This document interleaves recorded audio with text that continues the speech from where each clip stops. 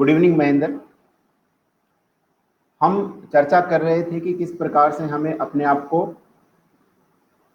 Interview में face करना है, कौन कौन सी ऐसी बातें हैं जिनको हमें ध्यान में रखना है।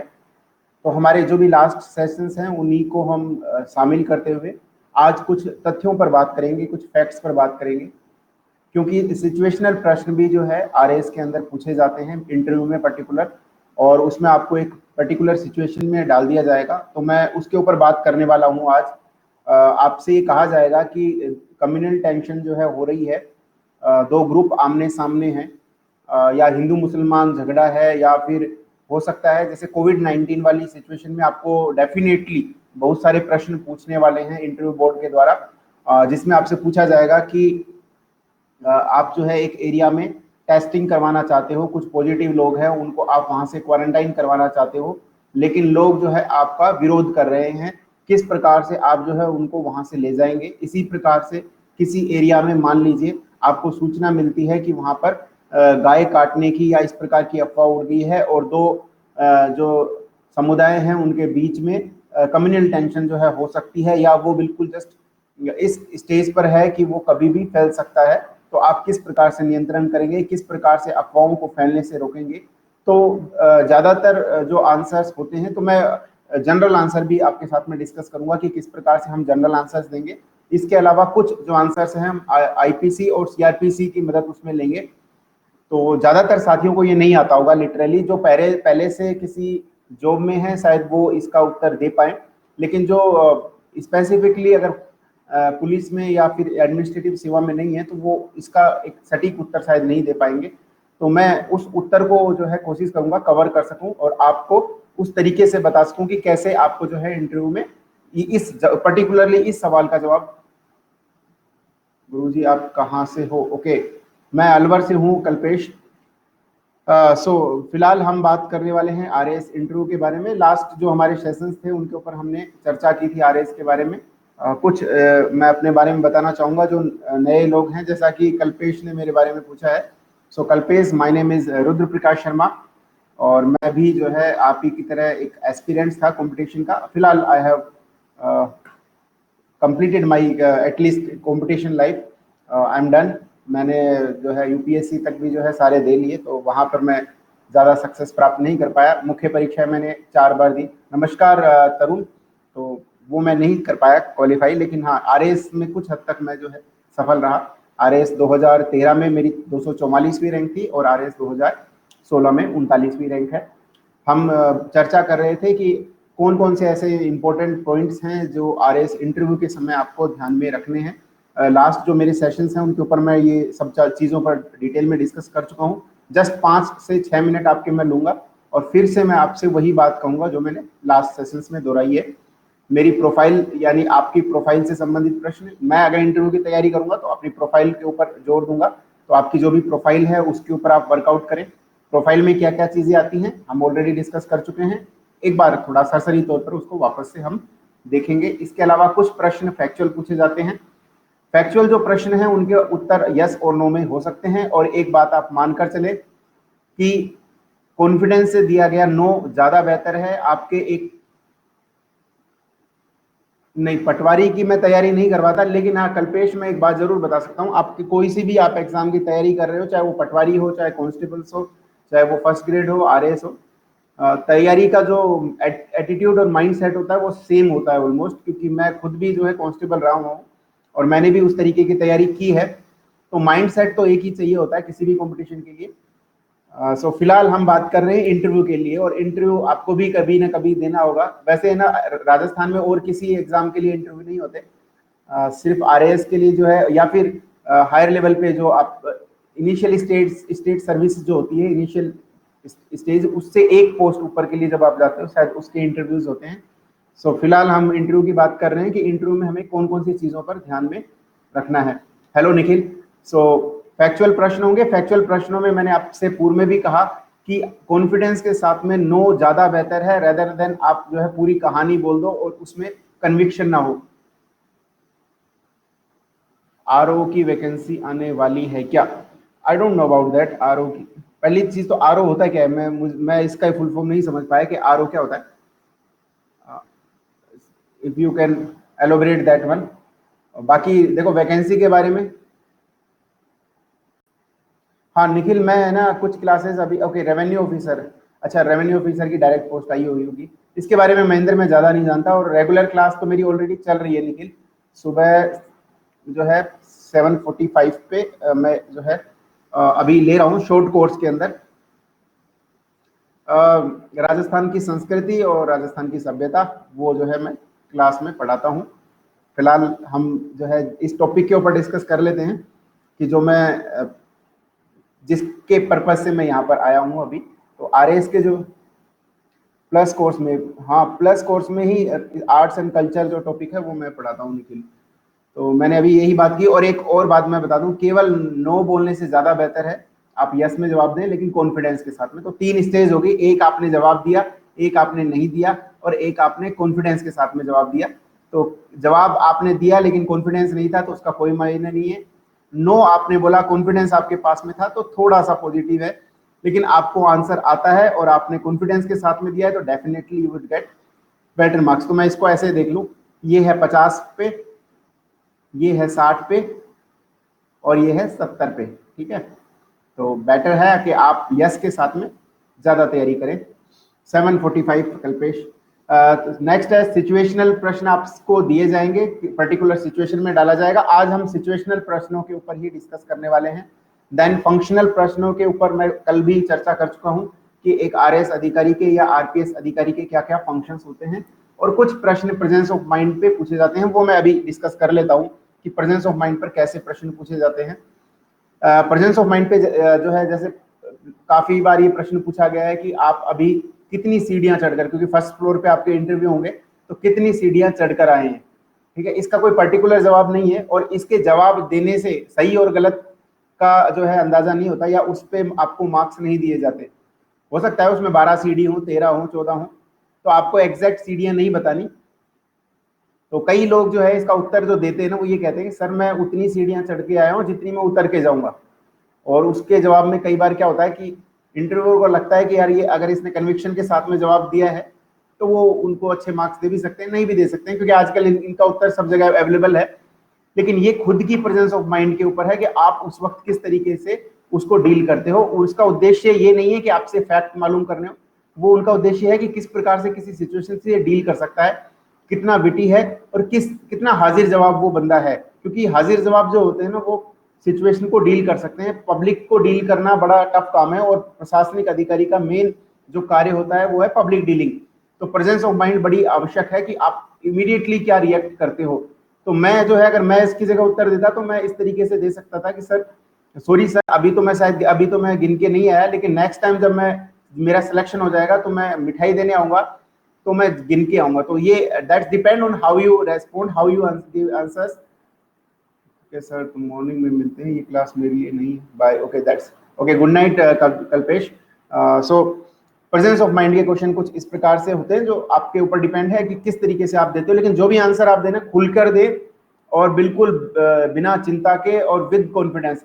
कन्विक्शन उन आंसर्स में होनी चाहिए, ऐसा लगना चाहिए कि वो आंसर आप दिल से दे रहे हैं। आपकी जो भाषा शैली है इंटरव्यू के अंदर बिल्कुल सिंपल होनी चाहिए, समझ में आना चाहिए, एक अच्छी तरीके से आपने प्रश्न को सुना हो, और उसका रिएक्शन जो है आप एक बार जो है थोड़ा सा मनन कर लें, आत्ममनन, उसके बाद उसके ऊपर रिएक्ट करें।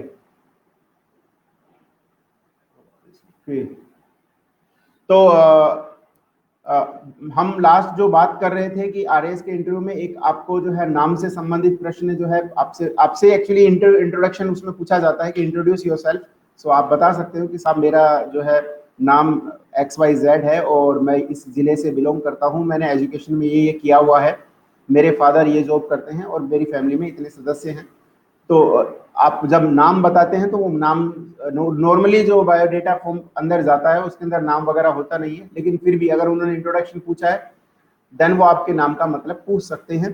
तो आप उसके ऊपर तैयार रहें। उस नाम से संबंधित कोई महत्वपूर्ण पर्सनैलिटी या हिस्ट्री और हिस्टोरिकल कोई नाम हो, उसके अंदर हिस्टोरिकल कोई जगह हो उस नाम के ऊपर, या वर्तमान में कोई चर्चित ऐसा व्यक्ति हो जो उसी नाम का हो, तो उसको भी आप ध्यान में रखें। देन आपके पेरेंट्स की जो जॉब प्रोफाइल है उसके ऊपर आप वर्कआउट करें कि क्या क्या, कि जो वो काम करते हैं वही काम आपने क्यों नहीं चूज किया, या आप उसी, हो सकता है आपके फादर ऑलरेडी प्रशासनिक अधिकारी हो तो आप क्यों उस जॉब में जाना चाहते हो।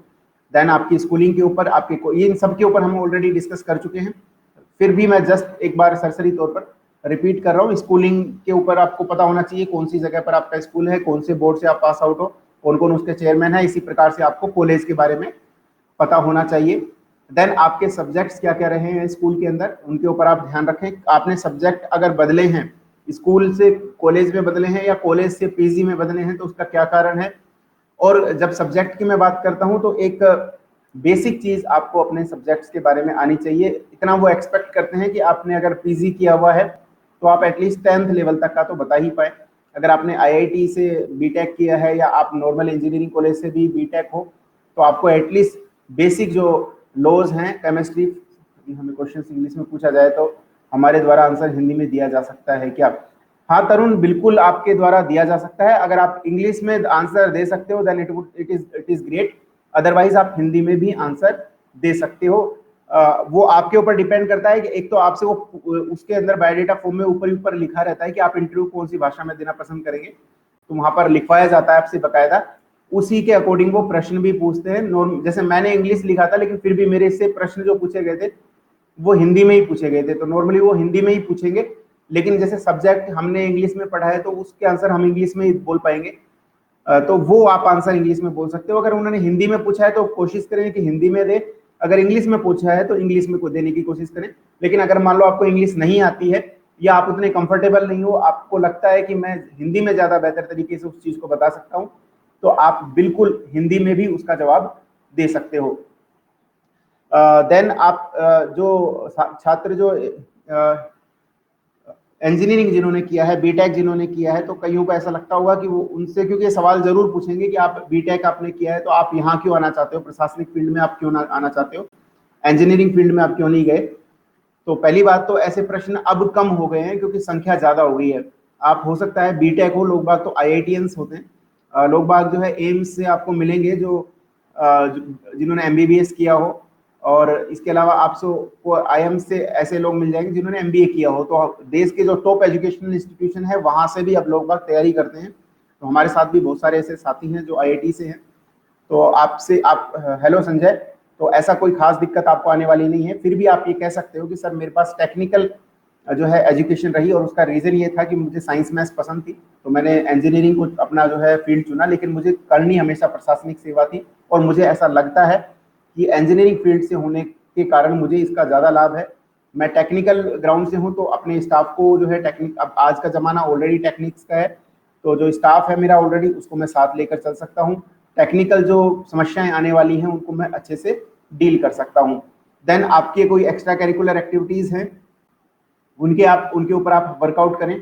आप अगर कोई खेल खेलते हैं, अच्छे लेवल पर आप खेले हैं, तो ऑब्वियसली उसके बारे में आपको डीपली पता होना चाहिए। एनसीसी आपके पास में है, बी या सी सर्टिफिकेट, तो आपको हायरार्की आनी चाहिए। नेवल, एयरफोर्स या आर्म विंग जिस भी एनसीसी में आप थे उनकी हायरार्की हो सकता है तीनों की भी पूछ ले। एनसीसी का ध्येय वाक्य क्या है और आपको किस प्रकार से उसने डिसिप्लिन किया है लाइफ में, और क्या क्या चीजें आपने एनसीसी से सीखी है जो आपको वर्तमान जॉब में हेल्प कर सकती है।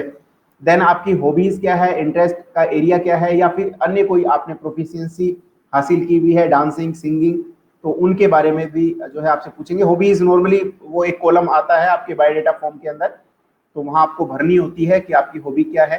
तो हॉबी ध्यान रखें, जो आप नॉर्मल रूटीन काम से अलग कोई काम करते हैं जिसमें आपको मजा आता है वो आप वहां पर भर दें और उसके बारे में डीपली जाए। अगर आपने कुकिंग भरी है ना तो आपको आना चाहिए, कुछ ना कुछ बनाना आना चाहिए, तो आपसे हो सकता है कुछ बनवाएं, या फिर वो कहें कि कौन से शेफ को आप पसंद करते हो, क्या क्या चीजें आपको पसंद है, नॉन वेज वेजिटेरियन किस तरीके का खाना पसंद है, राजस्थानी खाने में आपको क्या क्या पसंद है, कैसे आप वो बनाओगे, कौन कौन से मसाले यूज करोगे, और उनका आप कुकिंग के थ्रू आपका, अच्छा कुकिंग आप करते हो तो प्रशासन में वो किस प्रकार से हेल्पफुल है, तो आप बोल सकते हो। एक नॉर्मल रूटीन सा आंसर है ये, चाय के लिए भी यही है, कुकिंग के लिए भी यही है, डांसिंग के लिए भी यही है, सिंगिंग के लिए भी यही है। आप कहेंगे सबकी कुकिंग करते समय जिस प्रकार से हम दूसरों का ध्यान रखते हैं कि कुकिंग करने वाला ये सोचता है कि मैं जब खाना बनाऊं तो दूसरों को पसंद आए, तो ठीक इसी प्रकार से प्रशासन में मैं कोई कार्य करूं तो यही ध्यान रख के मैं करूं कि वो दूसरों को अच्छा लगे, जिससे दूसरों के I have some query regarding the books and syllabus. If you feel comfortable, can I ask now? बिल्कुल संजय, आप पूछ सकते हो, कोई भी क्वेरी आपकी बुक से संबंधित है, आप डेफिनेटली यू आर वेलकम। मैं आपको कुकिंग के बारे में बता रहा था कि आपकी हॉबी किस प्रकार से आप जो है कनेक्ट करके देख सकते हो प्रशासन से। तो जिस प्रकार से आपको जब कुकिंग करते हो तो कितने मसाले डलेंगे, किस हिसाब से डलेंगे, तेज मिर्च होगी, कम मिर्च होगी, आपको ध्यान में रखना पड़ता है खाने वालों के हिसाब से भी। तो खाने वाले जैसा चाहते हैं आप वैसा करते हो। तो ठीक इसी प्रकार से पॉलिसी मेकिंग भी वैल्यूज बेस्ड होनी चाहिए, लोगों की जरूरतों के हिसाब से होनी चाहिए। तो आपने कनेक्ट कर दिया, कुकिंग का वैसे कोई लेना देना नहीं है प्रशासन से, लेकिन आप मतलब इनफैक्ट कनेक्ट कर रहे हो कि जैसा कुकिंग में आपको संतुष्टि तब मिलती है जब लोग बाग जिनके लिए आपने खाना बनाया वो खाकर आपको वाहवाही दे या उनकी आत्मा तृप्त हो जाए। ठीक इसी प्रकार से प्रशासन भी है, आपने ऐसा कार्य किया है लोगों को संतुष्टि मिले, वो काम जो है आप दोनों को कंबाइन करके इस तरीके से देख सकते हो। इसके अलावा आपको कोई जगह घूमना पसंद है तो वो आपसे पूछ सकते हैं कि उससे हमें क्या लाभ होगा। तो आप बताएंगे कि साहब मुझे घूमना पसंद है, प्रशासन का तो काम ही यही है कि वो लोगों तक पहुंचे। तो मैं लोगों तक जाऊंगा, मुझे घूमना पसंद है तो मैं विलेजेस में जाकर जो है चौपाल करूंगा, रात्रि चौपाल करूंगा, उनके बीच में जाकर रुकूंगा, हिली एरियाज में जाऊंगा, उनकी समस्याओं को जानूंगा, इंटीरियर एरियाज में जाऊंगा। तो जो समाज का जो पिछड़ा हुआ तबका है, वीकर सेक्शन है, उनकी समस्याओं को मैं जो है अच्छे से सोल्व आउट कर सकता हूँ। Sir I am from English medium and for Rajasthan there is nothing available, please guide me sir. Okay Sanjay, शायद आपने मेरी क्लास जो है नहीं देखी होगी। मैंने आरएस बुक्स के ऊपर ही बात की थी। मैं खुद इंग्लिश मीडियम से हूँ और केवल राजस्थान के संबंध में आपकी जो बात है वो बिल्कुल किसी हद तक ठीक है। इंग्लिश में अवेलेबल नहीं है बट राजस्थान का सोर्स अवेलेबल नहीं है, ये दोनों बिल्कुल डिफरेंट चीजें हैं। तो मैं इंटरव्यू के इतर भी थोड़ी सी बात कर लूं। जो अभी संजय ने प्रश्न पूछा है मेरे से कि राजस्थान का स्टडी मटेरियल तो अवेलेबल है सर, बट वो इंग्लिश में है लेकिन वो अच्छा नहीं है, पहली चीज तो ये। दूसरा जो हिंदी वाला है उसको मैं कंफर्टेबल नहीं हूँ उसमें, यही तो बात हो सकती है। हिंदी में तो अवेलेबल है और इंग्लिश में अवेलेबल है लेकिन वो क्वालिटेटिव नहीं है, यही बात है ना संजय? ओके, क्वालिटेटिव नहीं है। ओके, और यहां पर हिंदी में क्वालिटेटिव है बट मैं कंफर्टेबल नहीं हूं।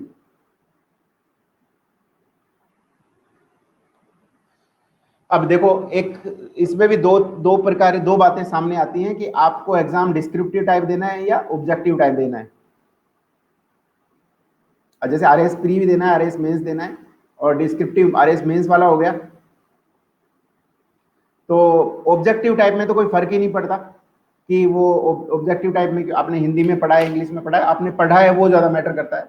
अल्टीमेटली ये जो टेस्ट है वो आपकी नॉलेज का टेस्ट है, लैंग्वेज का तो टेस्ट है ही नहीं। ऑब्जेक्टिव टाइप जब एग्जाम होते हैं तो उसमें तो दोनों में ऑप्शन आते हैं, हिंदी और इंग्लिश, और आपको वो केवल टिक मार्क करना है, तो आपको लिखना तो कुछ है नहीं। अगर आपने ये पढ़ा है कि राजस्थान लूनी नदी की सहायक नदियां इनमें से कौन कौन सी है, तो आप इंग्लिश में देख सकते हो कि ट्रिब्यूटरी कौन कौन सी है, ट्रिब्यूटरीज ऑफ लूनी नदी, लूनी रिवर, ठीक है। तो वो आप उसके अंदर इंग्लिश में भी जाके उसको पढ़ सकते हो, वैसे तो वो हिंदी में भी समझ में आ जाएगा। तो मतलब प्री तक भी कोई दिक्कत नहीं है। अब आती है मेंस की बात। तो मेंस में मैं सुबह भी यही बात कह रहा था, लास्ट टाइम में भी यही बात कह रहा था कि राजस्थान में जिसको हम टफ मानते हैं ना, या आप ये कहते हो कि ये टिपिकल है, टफ नहीं टिपिकल है, क्योंकि वो जो शब्द होते हैं वो एक्चुअली राजस्थानी शब्द हैं, उसका हिंदी और इंग्लिश से कोई लेना देना नहीं है। हिंदी में भी वो उतने ही कठिन है जितने वो इंग्लिश में नजर आते हैं, लेकिन इंग्लिश में कहीं और ज्यादा हो जाता है उसका काम कठिन। तो वो इसलिए क्योंकि वो शब्द नॉर्मली शब्द वो मिलते नहीं है इंग्लिश के अंदर, ठीक है। जैसे नॉर्मल इंग्लिश में जब हम कोई और सब्जेक्ट पढ़ रहे होते हैं, या जैसे इंडियन हिस्ट्री आप पढ़ रहे हो, तो उस तरीके से राजस्थान की हिस्ट्री या फिर राजस्थान का जो जीके है वो वैसा नहीं है। फैक्चुअल प्रश्न यहाँ पर ज्यादा पूछे जाते हैं, फैक्ट्स ही फैक्ट्स आपके इसके अंदर होंगे। तो इंग्लिश में आप पढ़ने जाओगे ना तो वो वास्तविकता में उतना इफेक्टिव नहीं है, या इतना आई कैचिंग नहीं है, या उस तरीके का नहीं है कि आप उसको इमीडिएटली याद कर सको। 2012 में जब मैंने पहली बार आरएस दिया तो मुझे भी यही समस्या सामने आई कि इंग्लिश का मटेरियल मुझे नहीं मिला, और मैं उस तरीके से शायद तैयारी नहीं कर पाया जो मुझे करनी चाहिए थी। प्री की मैंने तैयारी, मुझे पहले से कंसेप्ट क्लियर थी कि मैं करंट अफेयर्स के ऊपर ध्यान दूंगा और मैं पिछले सालों के जो भी क्वेश्चन पेपर्स हैं उनको मैं करके जाऊंगा। उसकी बदौलत मैं अच्छा खासा स्कोर कर पाया प्री में, लेकिन मुख्य परीक्षा में मैं उस तरीके से तैयारी नहीं कर पाया, क्योंकि मुझे ऐसा लगता था कि मैं कैसे लिखूं। कई बार दिमाग में आया कि मैं हिंदी में ही लिख लूं तो कैसा करे, लेकिन अल्टीमेटली मैं इंग्लिश में लिख पाया। इंटरव्यू कॉल मेरा हुआ लेकिन मेरा सिलेक्शन नहीं हुआ 2012 में। 2013 में जब मैं आया तो तब तक मेरे काफी कंसेप्ट क्लियर हो चुके थे। तब मुझे लगा कि मैं चीजों को अगर समझ लूं, एक बार हिंदी में ही मैं समझ लूं चीजों को, तो मैं शायद इंग्लिश में भी लिख पाऊंगा, है ना। तो कई बार क्या होता है कि हम अगर are Indian Express and Rajasthan Patrika enough for current affairs, दोनों ही नहीं पढ़नी आपको, तो इंडियन एक्सप्रेस और राजस्थान पत्रिका का करंट अफेयर से क्या लेने देना है, आई डोंट नो। आप वो क्यों पढ़ रहे हो? अभी इंडियन एक्सप्रेस और राजस्थान पत्रिका में करंट अफेयर्स का क्या आता है? कुछ नहीं आता, 2 आर्टिकल आते हैं। तो आप ऐसा काम ना करें। पता है वो मुझे दोनों न्यूज़पेपर्स हैं, अभी आज के दौर में न्यूज़पेपर पढ़ने का कोई सेंस नहीं है। आप 2 ढाई घंटे 3 घंटे उनमें खराब करो, इससे बेहतर है कि आप ऑनलाइन साइट्स का इस्तेमाल करें। अनअकैडमी पे आप देख ही रहे हो, इसके अलावा इनसाइट आईएएस की साइट आप देख सकते हो, विजन आईएएस की जो साइट है उसको देख सकते हो। इनसाइट आईएएस पे तो शाम को जो आपका राज्यसभा टीवी लोकसभा टीवी पे जो डिबेट होती है उसको भी उन्होंने समराइज फॉर्म में डाला हुआ है। इसी तरीके से क्वेश्चन फॉर्म में वो डालते हैं चीजों को। आपका जो द हिंदू है वो अनअकैडमी के ऊपर ही बहुत सारे ऐसे एजुकेटर्स हैं जो 5-5 10-10 मिनट में पूरे दिन का जो द हिंदू या इंडियन एक्सप्रेस में जो आता है उसको समराइज कर देते हैं। तो आप अनावश्यक क्यों अखबार के चक्कर में पढ़ रहे हो? राजस्थान पत्रिका में तो ऐसी कोई खास चीज आती भी नहीं है जो मुझे लगता हो कि कॉम्पिटिशन में आपको हेल्प करता हो। फॉर दैट मैटर कोई भी अखबार पढ़ने के, अब वो जमाना नहीं रहा कि आप न्यूज़पेपर्स पढ़ के, ये यूपीएससी में हेल्पफुल हो सकता है न्यूज़पेपर पढ़ना, क्योंकि वहां पर एनालिटिकल प्रश्न होते हैं, आपको उस तरीके से लिखना होता है यहाँ पर। लेकिन राजस्थान में जब आप बात करते हो आरएएस में पर्टिकुलरली, तो आपको वो हेल्पफुल नहीं होता उतना, क्योंकि यहाँ पर आपको फैक्ट्स के साथ में डील करना है, सारी चीजें आपको उस तरीके से ही लिखनी है। हाँ, तो संजय मैं उसके ऊपर ही बात कर रहा हूँ। करंट अफेयर्स के रिगार्डिंग मैं बात कर चुका हूँ कि एक तो मूमल राजस्थान आप पढ़ सकते हो, मूमल राजस्थान मूमल, और एक आता है राजस्थान क्रोनोलॉजी। इसके अलावा राजस्थान का बजट, राजस्थान का इकोनॉमिक सर्वे और राजस्थान सुजस पत्रिका। इकोनॉमिक सर्वे और बजट दोनों इंग्लिश में अवेलेबल है, और सुजस पत्रिका सूचना एवं जनसंपर्क विभाग निकालता है राजस्थान, उसकी साइट पर जाकर आप उसको डाउनलोड कर सकते हो। ऑनलाइन भी बहुत सारे ऐसे लोग हैं जो क्लास लेते हैं, पहले मैं भी लेता था लेकिन अब मेरे पास समय नहीं है तो मैं उसको इतना शॉर्ट भी नहीं कर पाता। अदरवाइज 18 तक तो मैंने भी उसके जो है नोट्स शेयर किए हैं, अभी भी शायद वो साइट्स के ऊपर अवेलेबल होंगे। तो आप खुद के नोट्स बनाएं, वो ज्यादा बेहतर है। मैं तो खुद के नोट्स बनाकर ही तैयारी करता था और वो ज्यादा अच्छा तरीका है, चीजें याद हो जाती हैं। एक तो आप जब लिखते हो तभी याद हो जाता है, दूसरा फिर आप रिवाइज करते रहते हो अपने ही नोट से, तो आपको इजीली अवेलेबल होते हैं। आपको पीछे सारी बुक्स उठाकर नहीं देखनी पड़ती, हर एक महीने की मैगजीन। तो ये जो 2-3 चीजें हैं वो आप रेफर कर सकते हो संजय। और बाकी जो इंग्लिश हिंदी का जो खेल है वो मैंने आपको बता दिया। आप हिंदी की बुकलेट पढ़ें, स्टार्ट करें आप राजस्थान के क्वेश्चन बैंक से, जो पिछले सालों के क्वेश्चन बैंक है 2000 से लेकर 2020 तक के जितने भी क्वेश्चन हैं, वो दिशा 2020 हो चाहे मूमल हो, कोई भी बुकलेट आप उठा के ला सकते हो। दिशा 2020 ज्यादा बेटर है, दिशा T20 उसके ऊपर एक्चुअली लिखा हुआ है। पिछले सालों के question paper note, model papers मत लाना भूल कर भी, पिछले सालों के क्वेश्चन पेपर्स लाना, चाहे उसमें कुछ भी, और केवल आरएएस के मत उठा लाना, आपको सारे क्वेश्चंस उसके अंदर होने चाहिए। पटवारी के भी हों, ग्राम सेवक के भी हों, कांस्टेबल्स के भी हों, सब इंस्पेक्टर के भी हों, टीचर्स के भी हों, और आरएएस के भी, सारे क्वेश्चंस सब आपस में रिपीट होते हैं ऑब्जेक्टिव टाइप में। तो पहले आप क्वेश्चन बैंक के ऊपर वर्कआउट करना, देन उसके बाद में आप बेसिक बुक पढ़ना। तो राजस्थान की जो राजस्थान अध्ययन चलती है क्लास 9 से 12 में,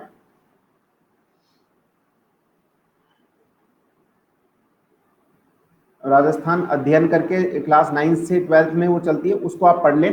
लेकिन पहले क्वेश्चंस पढ़ें ताकि आपको ध्यान में रहे कि क्या चीज मुझे पढ़नी है। अदरवाइज आपको पता नहीं लगेगा, आप एक बार पढ़ भी लोगे तो फिर आपको आइडिया नहीं हो पाएगा कि कैसे प्रश्न आते हैं, कौन कौन सी चीजें इंपॉर्टेंट है। उसके बाद एक कोई भी बेसिक बुक पढ़ें। और राजस्थान में तो आपको हिंदी वैसे भी अनिवार्य है, क्योंकि पेपर 4 तो आपको हिंदी में ही देना है, चाहे आप इंग्लिश मीडियम के हो, हिंदी तो आप हिंदी में ही लिखोगे। तो हिंदी से परहेज ना करें। और इंग्लिश में कैसे लिखना है वो मैं ऑलरेडी अपनी कई क्लासेस में बता चुका हूँ, एक बार फिर मैं आपको रिपीट कर दूं। जैसे आपने कोई चीज हिंदी में पढ़ी है और उसको इंग्लिश में लिखना है, तो मैं एक एग्जांपल आज सुबह ही ले रहा था कि जैसे आपका कोई प्रश्न है शिलालेख से संबंधित, प्रशस्ति से संबंधित या इंस्क्रिप्शन से संबंधित, आपको मान लो इंस्क्रिप्शन नहीं आ रहा, मान लो आपसे राज प्रशस्ति के बारे में पूछा गया है, राज प्रशस्ति, तो महाराजा राज सिंह के द्वारा 1676 में लिखवाई गई थी। इसमें ट्रीटी भी है, मुगलों के साथ में जो ट्रीटी की थी महाराजा अमर सिंह ने, वो भी इसके ऊपर वर्णन है। अब देखो ये काले संगमरमर के ऊपर ये लिखी गई है, सबसे बड़ी ये विश्व की जो है शिलालेख है। तो it's the largest inscription of the world. और आपको पता है आरएस मेंस में कहीं पर भी लैंग्वेज का इस्तेमाल नहीं करना, लिटरेरी लैंग्वेज का इस्तेमाल नहीं करना, फैक्ट्स आपको मेंशन करने हैं। अब अगर आपको प्रशस्ति नहीं आती ना, तो आप उसको जैसे आपको मान लो प्रशस्ति की इंग्लिश नहीं आती, इंग्लिश में इसको इंस्क्रिप्शन हम बोलते हैं, तो आप जो है प्रशस्ति लिख सकते हो, बिल्कुल कोई इसमें मार्क्स आपके नहीं काटे जाएंगे। जो शब्द आपको नहीं आ रहा है ना, आप वैसा का वैसा लिख दे, इंग्लिश में इस तरीके से लिख दें उसको अल्फाबेटिकली, हिंदी के शब्द को अल्फाबेटिकली लिख दे, या हिंदी भी लिख सकते हो कभी कभी, अगर जो बीच में शब्द ऐसा लगे आपको बहुत ज्यादा टफ है, अदरवाइज अल्फाबेटिकली फॉर्म में लिख दोगे ना, तो कहीं आपके मार्क्स नहीं कटेंगे। और जो क्वेश्चंस, मैं यही बात कर रहा हूँ, कोई मार्क्स नहीं कटेगा। मेरी कॉपी आप देख सकते हो, 2013 2016 और दोनों में मेरा फाइनल सिलेक्शन हुआ है, अच्छी रैंक के साथ में हुआ है, 39th रैंक ठीक ठाक है। और इनफैक्ट रिटर्न में तो और भी ज्यादा मार्क्स है, मतलब 39 से भी ऊपर में बिलोंग करता था, तो आप आराम से वो मार्क्स ला सकते हो आप। और मॉक इंटरव्यू, जैसा अभी मॉक इंटरव्यूज की मैं इसलिए बात कर रहा हूँ क्योंकि इंटरव्यू वाली क्लास थी मेरी, लेकिन मॉक टेस्ट आप जो है ज्यादा से ज्यादा आपके जो टेस्ट सीरीज है वो आप ज्यादा से ज्यादा दोगे, तो उस वक्त भी काफी इनपुट्स आपको मिलते हैं, तो कहीं खास दिक्कत आने वाली नहीं है। पहली चीज हम ये ध्यान में रखें कि हमें पढ़ना क्या है और समझना क्या है, वो आप हिंदी में पढ़ें, समझें, मैप्स के थ्रू समझें, और उसके बाद में आरबीडी पब्लिकेशन के अंदर इंग्लिश में बुक्स आती हैं, आप वो ले लें, वो ज्यादा बेहतर है। आरबीडी पब्लिकेशंस की, आरबीडी पब्लिकेशंस में 2-3 बुक्स आती हैं, तो आप वो ले सकते हो। इसके अलावा इंग्लिश में ही, इंग्लिश के अंदर ही राजस्थान के सोर्सेज की मैं बात करूं तो अनअकैडमी के ऊपर अवेलेबल है क्लासेस, ऑलरेडी फ्री लेसन्स में अवेलेबल है, वहां से भी आप डाउनलोड कर सकते हो, उन सेशंस को आप देख सकते हो। मेरे खुद के सेशन सारे हैं, history and culture, modern history के ऊपर सारे मैंने सेशंस पहले लिए हुए हैं टोटल, वो अवेलेबल हैं। इसके अलावा मनीष शर्मा हैं, उनके ज्योग्राफी के ऊपर, हिस्ट्री के ऊपर हमने एक कंबाइंड क्लास ली थी, तो वो नोट्स अवेलेबल हैं, सारे इंग्लिश में ही है, तो आपको कोई दिक्कत ऐसी आने वाली नहीं है। आजकल तो सब कुछ चीजें अवेलेबल है, तो आप एक बार ध्यान, लेकिन पहले चीज ये है कि आप एक बार बेस तैयार कर लें, उसके बाद फिर इंग्लिश में किस तरीके से आंसर लिखना है और कौन कौन सी चीजें आपको रेफर करनी है वो आप आराम से समझ जाएंगे खुद भी, जब एक बार थोड़ा सा बेसिक आपको आ गया तो। तरुण, जो आरएस की जो तैयारी है वो फर्स्ट पहले ही स्टार्ट हो जाती है, प्री एग्जाम के बाद में केवल कुछ जो है ना ऐसा कोर्स रहता है आपका जो आपको तैयार करना है, बाकी 75% जो आपकी तैयारी है वो अभी से स्टार्ट हो जानी चाहिए। इनफैक्ट आरएस मेंस की तैयारी सबसे पहले स्टार्ट होनी चाहिए। वैसे ऐसा कहा जाता है 3 चरण होते हैं आरएस के अंदर, ऑफिशियल तो, अनऑफिशियली तो 4-5 हो गए। इंटर अब तो क्या है कि रिट भी लगती है, कोर्ट में भी जाता है और उसकी रिव्यू भी होती है, तो वो भी लोगों ने जोड़ा हुआ है, लेकिन हम 3 चरणों में राजस्थान आरएस को देखते हैं, प्री, मेंस और इंटरव्यू। बाकी लोग बाग इस तरीके से तैयार करते हैं, पहले प्री तैयार करेंगे, फिर मेंस की तैयारी करेंगे, फिर इंटरव्यू की तैयारी करेंगे, लेकिन होना उल्टा चाहिए। इंटरव्यू तो बेसिकली आपका जो है डेली जो रूटीन है लाइफ का, उसमें कुछ ना कुछ आप नया सीखते रहे, और वो आपका इंटरव्यू का हिस्सा हो जाता है, क्योंकि आपकी पर्सनैलिटी एक दिन में डेवलप नहीं होती, ये एक लाइफ लॉन्ग प्रोसेस है, हर रोज आप कुछ ना कुछ नया सीखते हो, तो आपका हर रोज एक नया इंटरव्यू होता है, तो इंटरव्यू की तैयारी आपकी डेली रहती है। लेकिन आपने जो प्रश्न पूछा उसका जवाब ये है कि आपकी मेंस की तैयारी सबसे पहले स्टार्ट होगी, और बिल्कुल सही है। 75% जो आपका मेंस का हिस्सा है वो आपके प्री के साथ में ही तैयार हो जाएगा। तो मेंस में आपका जैसे हिंदी और इंग्लिश वाला पेपर है जो मैं सुबह भी डिस्कस कर रहा था, हिंदी एंड इंग्लिश का, वो आपको पहले स्टार्ट करना है, even before you start preparing for pre exam. Hindi वाले पेपर में आप विशेषकर ध्यान दें, जो भी व्याकरण वाला पोर्शन है उसको आप ढंग से तैयार करें, उसकी रिकॉर्डिंग करें, उसको रोज 5-5 शब्द जो है अलग से लिखें। उसके लिए आप जो है हिंदी व्याकरण जो कक्षा 9वीं 10वीं में चलती है राजस्थान बोर्ड में, वो ले लें। पहली चीज तो पहले उसको ही कंप्लीट करें, ज्यादा बुक्स आप नहीं खरीदें एक बार में, एक बुक कर लो कंप्लीट, उसके बाद दूसरी बुक पे जाओ। इसके अलावा राघव प्रकाश की बुक आती है हिंदी के लिए, और वो आप उसमें सब कुछ अवेलेबल है ऑलरेडी। और भी बहुत सारी बुक्स है मार्केट के अंदर, जो आपको अच्छी लगे वो आप ले सकते हो।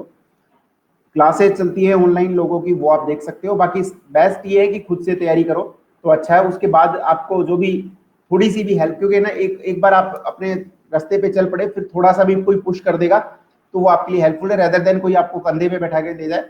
उससे ज्यादा बेहतर है खुद चलना सीखें, और उसके बाद थोड़ा सा किसी ने आपको हल्का सा पुश कर दिया या आपको छोटा सा गाइड कर दिया, वो पर्याप्त है। तो तरुण, आपकी जो स्टार्टिंग है वो पहले आरएस मेंस से होगी, प्री की तैयारी आपको बाद में करनी है इनफैक्ट। प्री तो हो ही जाएगा, मेंस की तैयारी अगर आप करोगे तो प्री हो ही जाएगा। 25% को मैंने छोड़ दिया है। 25% इसलिए मैंने छोड़ा है, जो लोग गलती कर रहे हैं पिछले 2-3 साल से वो यही है।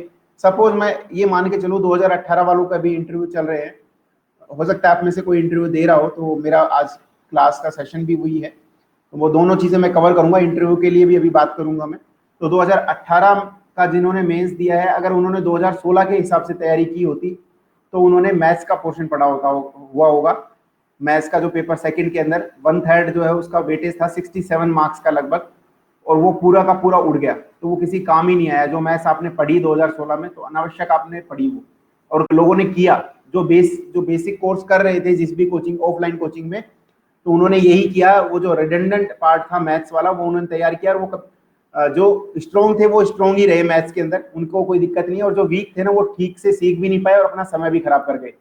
इसी तरीके से अगर 2013 से 2016 में आप कंपेयर करें, तो 2013 में तो पूरा पेपर ही साइंस मैथ्स का होता था, और बाद में 2016 में वो पोर्शन और कम कर दिया। जैसे स्टैटिस्टिक्स और था 2013 के अंदर, अगर आपने स्टैटिस्टिक्स को पढ़ लिया, आपने रिग्रेशन कोरिलेशन पढ़ लिया, वो 2016 में काम ही नहीं आया, क्योंकि लोगों ने तो तैयारी 2016 की 2013 के हिसाब से शुरू कर दी थी। अब इससे पीछे जाते हैं, मान लो किसी ने 2012 में तैयारी की हो और वो 2012 से पहले के जो सिलेक्टेड थे ना, 2013 में कोई नहीं आया, ज्यादातर लोग वही आए जो नए थे 2013 के अंदर, क्योंकि 2012 में 2 सब्जेक्ट हुआ करते थे आरएएस के अंदर, और बाद में वो सब्जेक्ट्स हटा दिए गए। तो मान लो 2 सब्जेक्ट्स आपने पढ़ रखे हैं, आरएएस की तैयारी कर रहे हो 2013 वाले की, और वो 2 सब्जेक्ट ही आपके हट गए, तो फिर आपकी क्या तैयारी रही।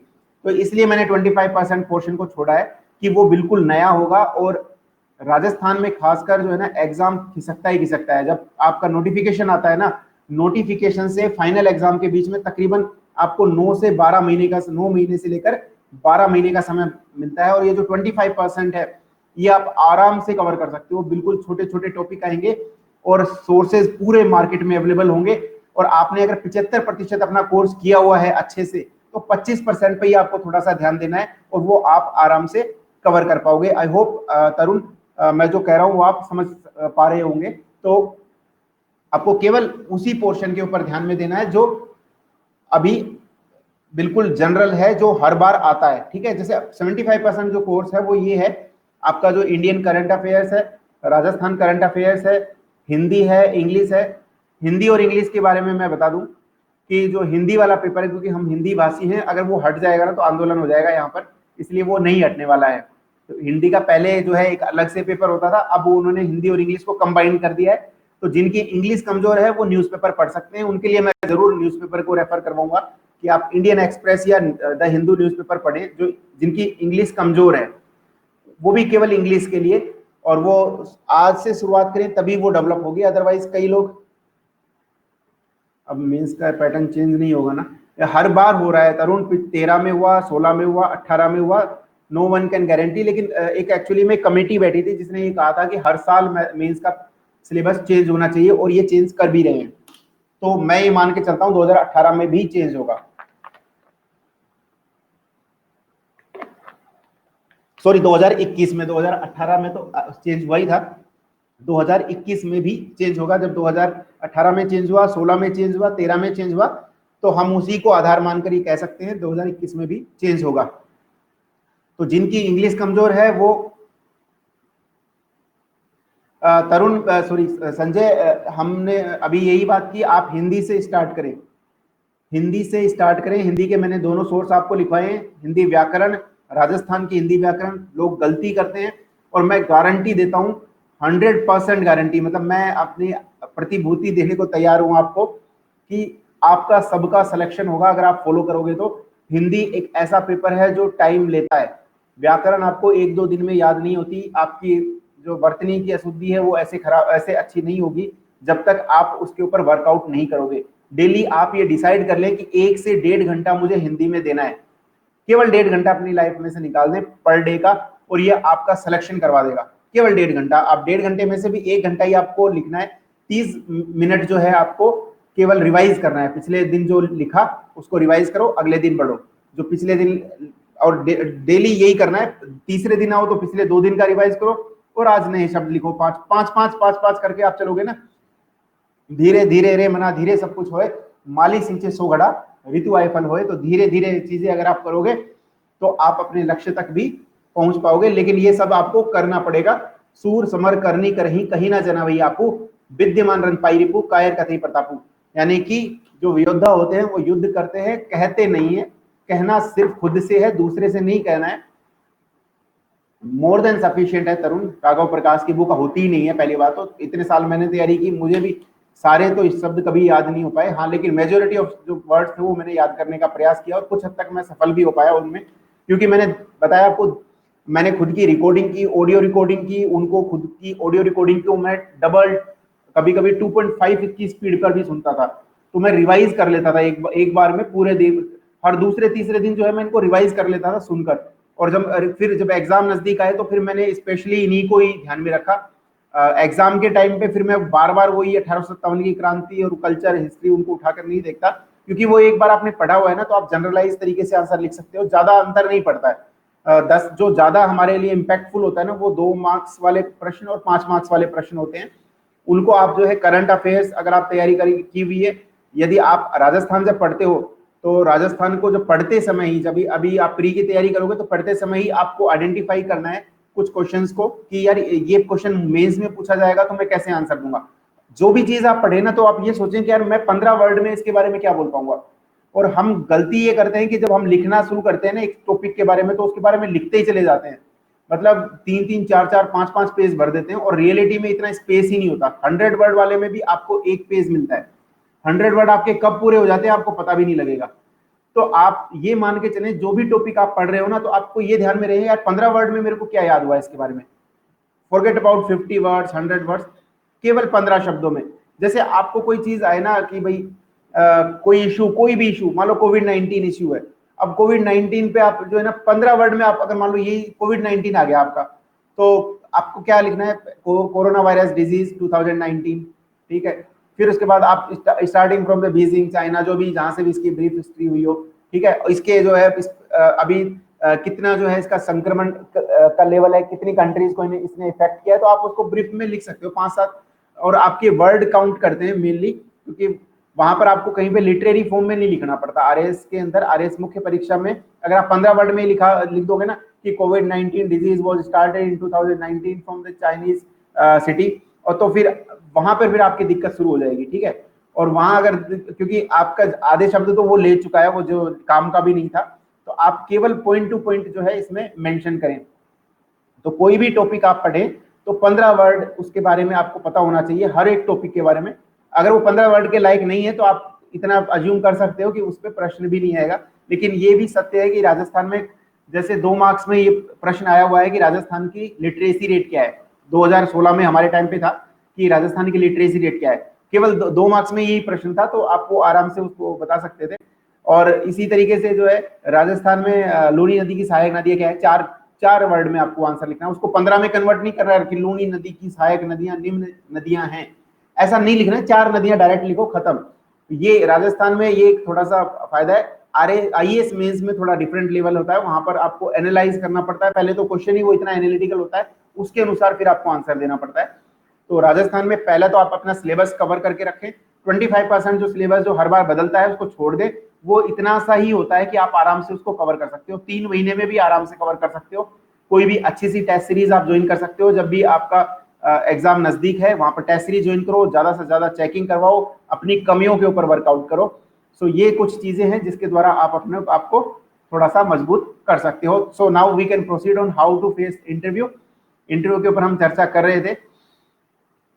तो आप जो भी कार्य अभी करते हैं, जहां पर भी आप वर्किंग हैं, तो आप जो आपका बेसिक है, क्योंकि वो आपको, सर आंसर कब से स्टार्ट करनी चाहिए, आंसर राइटिंग तो आप डेली कर लो तो भी बेहतर है। रोज आप है ना, मैंने आपको बताया ना, केवल 15 वर्ड्स आपको लिखने हैं। एक टॉपिक आप पढ़ें, आज दिन में आपने जो भी पढ़ा ना, तो उसको आप एक बार शाम को ये सोचें कि आज मैंने क्या पढ़ा, उस टॉपिक को लिख लें और उसके ऊपर खुद से सोचें कि मैं 15 वर्ड क्या लिखने वाला हूँ। जब मेंस एग्जाम होता है ना, तो वहां तो सभी लोग कुछ ना कुछ लिख ही आते हैं गपशप। लेकिन अभी से अगर आप थिंकिंग प्रोसेस स्टार्ट कर दोगे ना कि यार मैंने ये पढ़ा था, आपको देखो एक पूरा पेज लिखना और केवल 15 वर्ड लिखने में बहुत अंतर है। पेज लिखने में आपको जोर आएगा कि यार कौन लिखे क्या लिखे। 15 वर्ड आप लिख लो, अखबार पे लिख लो, पुराने अखबार के ऊपर, यार मैंने आज ये पढ़ा था, उसके बारे में मुझे क्या याद है, ठीक है। तो वो 5 चीजें लिख सकते हो। जैसे मान लो मैं चाइना बोलता हूँ कि इंडिया चाइना रिलेशन, तो आप कहोगे यार बॉर्डर इश्यूज है, इकोनॉमिक इश्यूज है, और इकोनॉमिक जो है इकोनॉमिक कॉरिडोर की बात हो, या फिर इसके अलावा आपका जो है समुद्री रास्तों से कोई उनकी दिक्कत हो, या फिर ग्लोबल जो है स्ट्रेटेजिक इश्यूज हैं, तो वो सब चीजें जो है ना आप 4-5 चीजों में लिख सकते हो। उनमें ट्रेड डेफिसिट आप लिख सकते हो कि किसके फेवर में है, इंडिया का इतना है, चाइना का इतना है। आपको पूरा डिटेल में नहीं लिखना, केवल वर्ड्स जो है शाम को लिख लेने हैं किसी भी इशू के बारे में। तो इस तरीके से जो है आप कर सकते हो, और वो प्रोसेस आपको जो है लाइफ लॉन्ग, मतलब in fact life long in the life of competition, तो जब तक आपकी कंपटीशन जारी है तो आप डेली इस तरीके से करोगे तो मेंस के टाइम तक आपकी इतनी अच्छी एनालिटिकल एबिलिटी हो जाएगी कि आप आराम से वो क्वेश्चंस को लिखना शुरू कर दोगे। सो हम बात कर रहे हैं इंटरव्यू के लिए। Okay, that's great, thank you Sanjay. Job employment की मैं बात कर रहा हूँ, जहां पर भी आप कार्य करते हैं, अगर आप उसके बारे में नहीं जानते तो आरएस इंटरव्यू में आप ये मान के चलें वो नेगेटिव इंपैक्ट डालेगा। तो आप अपने जॉब के बारे में बेसिक चीजें रखें, आपसे ज्यादा बेहतर तो वो नहीं जानता होगा जो कार्य आप करते हैं। तो प्रेजेंट में जहां पर आप जॉब कर रहे हैं वो आप बताएं कि मैं यहाँ पर जॉब कर रहा हूँ। दूसरा, आप वहां के महत्वपूर्ण पदाधिकारियों के नाम याद रखें। नहीं भी आते तो आप एटलीस्ट ये बताएं साहब ये चेयरमैन उनके ये हैं, इतने हेड ऑफिस, इतने जो है इनके ब्रांचेज है, इसका हेड ऑफिस यहाँ पर है, और आरएएस में वो किस तरीके से आपको हेल्प करेगा, कैसे प्रशासन में आप वर्तमान जॉब से आप जो है अपने आप को प्रशासनिक अधिकारी के रूप में देखते हैं, तो वो किस तरीके से आपके पास्ट जो जॉब है वो हेल्प करने वाली है। तो उसके ऊपर आप थोड़ा सा ध्यान करके जाएं। पूर्व में मैं इसके उत्तर दे चुका हूं, तो आप मेरी क्लासेस वो भी देख सकते हैं। इसके अलावा आपकी जो विलेज है, आपकी जो डिस्ट्रिक्ट है, होम डिस्ट्रिक्ट जो है, उसके ऊपर आप ध्यान दें कि इंपॉर्टेंट प्लेसेस कौन कौन सी हैं, वहाँ के कलेक्टर कौन है, वहाँ के एसपी कौन है, संभागीय आयुक्त कौन है, कौन कौन सी हिस्टोरिकल प्लेसेस है, किसने उस सिटी को बसाया था, उसकी पॉपुलेशन कितनी है, पॉपुलेशन का डेमोग्राफी आपको पूरा पता होना चाहिए कि लिंगानुपात कितना है, लिटरेसी रेट कितनी है, डेंसिटी कितनी है, पशु घनत्व कितना है, इसके अलावा उसकी मेन समस्याएं क्या है, आपके जिले की, शहर की, गांव की समस्याएं क्या हैं। ऑलमोस्ट सेम सी समस्याएं हैं, ऑलरेडी हम उसके ऊपर डिस्कस कर चुके हैं। उनके सॉल्यूशंस क्या हैं, प्रोबेबल सॉल्यूशंस क्या हैं, और आपकी लोकल लैंग्वेज में वो आपसे कुछ ना कुछ बुलवाएंगे, तो आप उसके ऊपर भी वर्कआउट कीजिएगा। कुछ भी, कोई भी 5-6 चीजें अपने बारे में बताएं लोकल लैंग्वेज में, तो वो आप अभी से तैयार कर सकते हो। देन आपके आदर्श कौन है, क्यों आपके वो आदर्श है, क्या ऐसी बातें हैं जो आपने उनसे सीखी हैं, चाहे वो एपीजे अब्दुल कलाम हो, स्वामी विवेकानंद हो, बी.आर. अम्बेडकर हो, महात्मा गांधी हो, तो उनसे आप कैसे इंस्पायर्ड हुए, क्यों वो आपको इंस्पायर्ड करते हैं। फैमिली का नाम आप नहीं लेना, वो ऑलरेडी खुद ही मना कर देंगे कि आपके पेरेंट्स के अलावा आप किसी का नाम बताओ। आप अड़े रहोगे कि नहीं साहब मैं तो अपने पिताजी से हूँ और मैंने किसी और को आदर्श माना ही नहीं है जीवन में, तो ये ज्यादा आदर्शवादी हो जाता है। फिर वो ये मानते हैं कि आपने किसी और को पढ़ा ही नहीं है, आप थोड़े से एरोगेंट टाइप में, तो या फिर आप इग्नोरेंट है। एरोगेंट से ज्यादा से भी बुरा है इग्नोरेंट होना, यानी कि अनभिज्ञ होना, आपको कुछ पता ही नहीं है, या आप कोई फॉलो ही नहीं करते, किसी बुक को फॉलो ही नहीं करते। किसी से इंस्पायर होने का ये भी अर्थ है कि आप उनसे कोई पॉजिटिव चीजें लेते हो। सिंप्लिसिटी आपने किसी से ली होगी, एपीजे अब्दुल कलाम से सिंप्लिसिटी ली होगी, स्वामी विवेकानंद से कॉन्फिडेंस लेवल आपने लिया होगा, उनकी जो ओरेटर जो स्किल है वो आपने ली होगी, या देशभक्ति की भावना आपने ली होगी।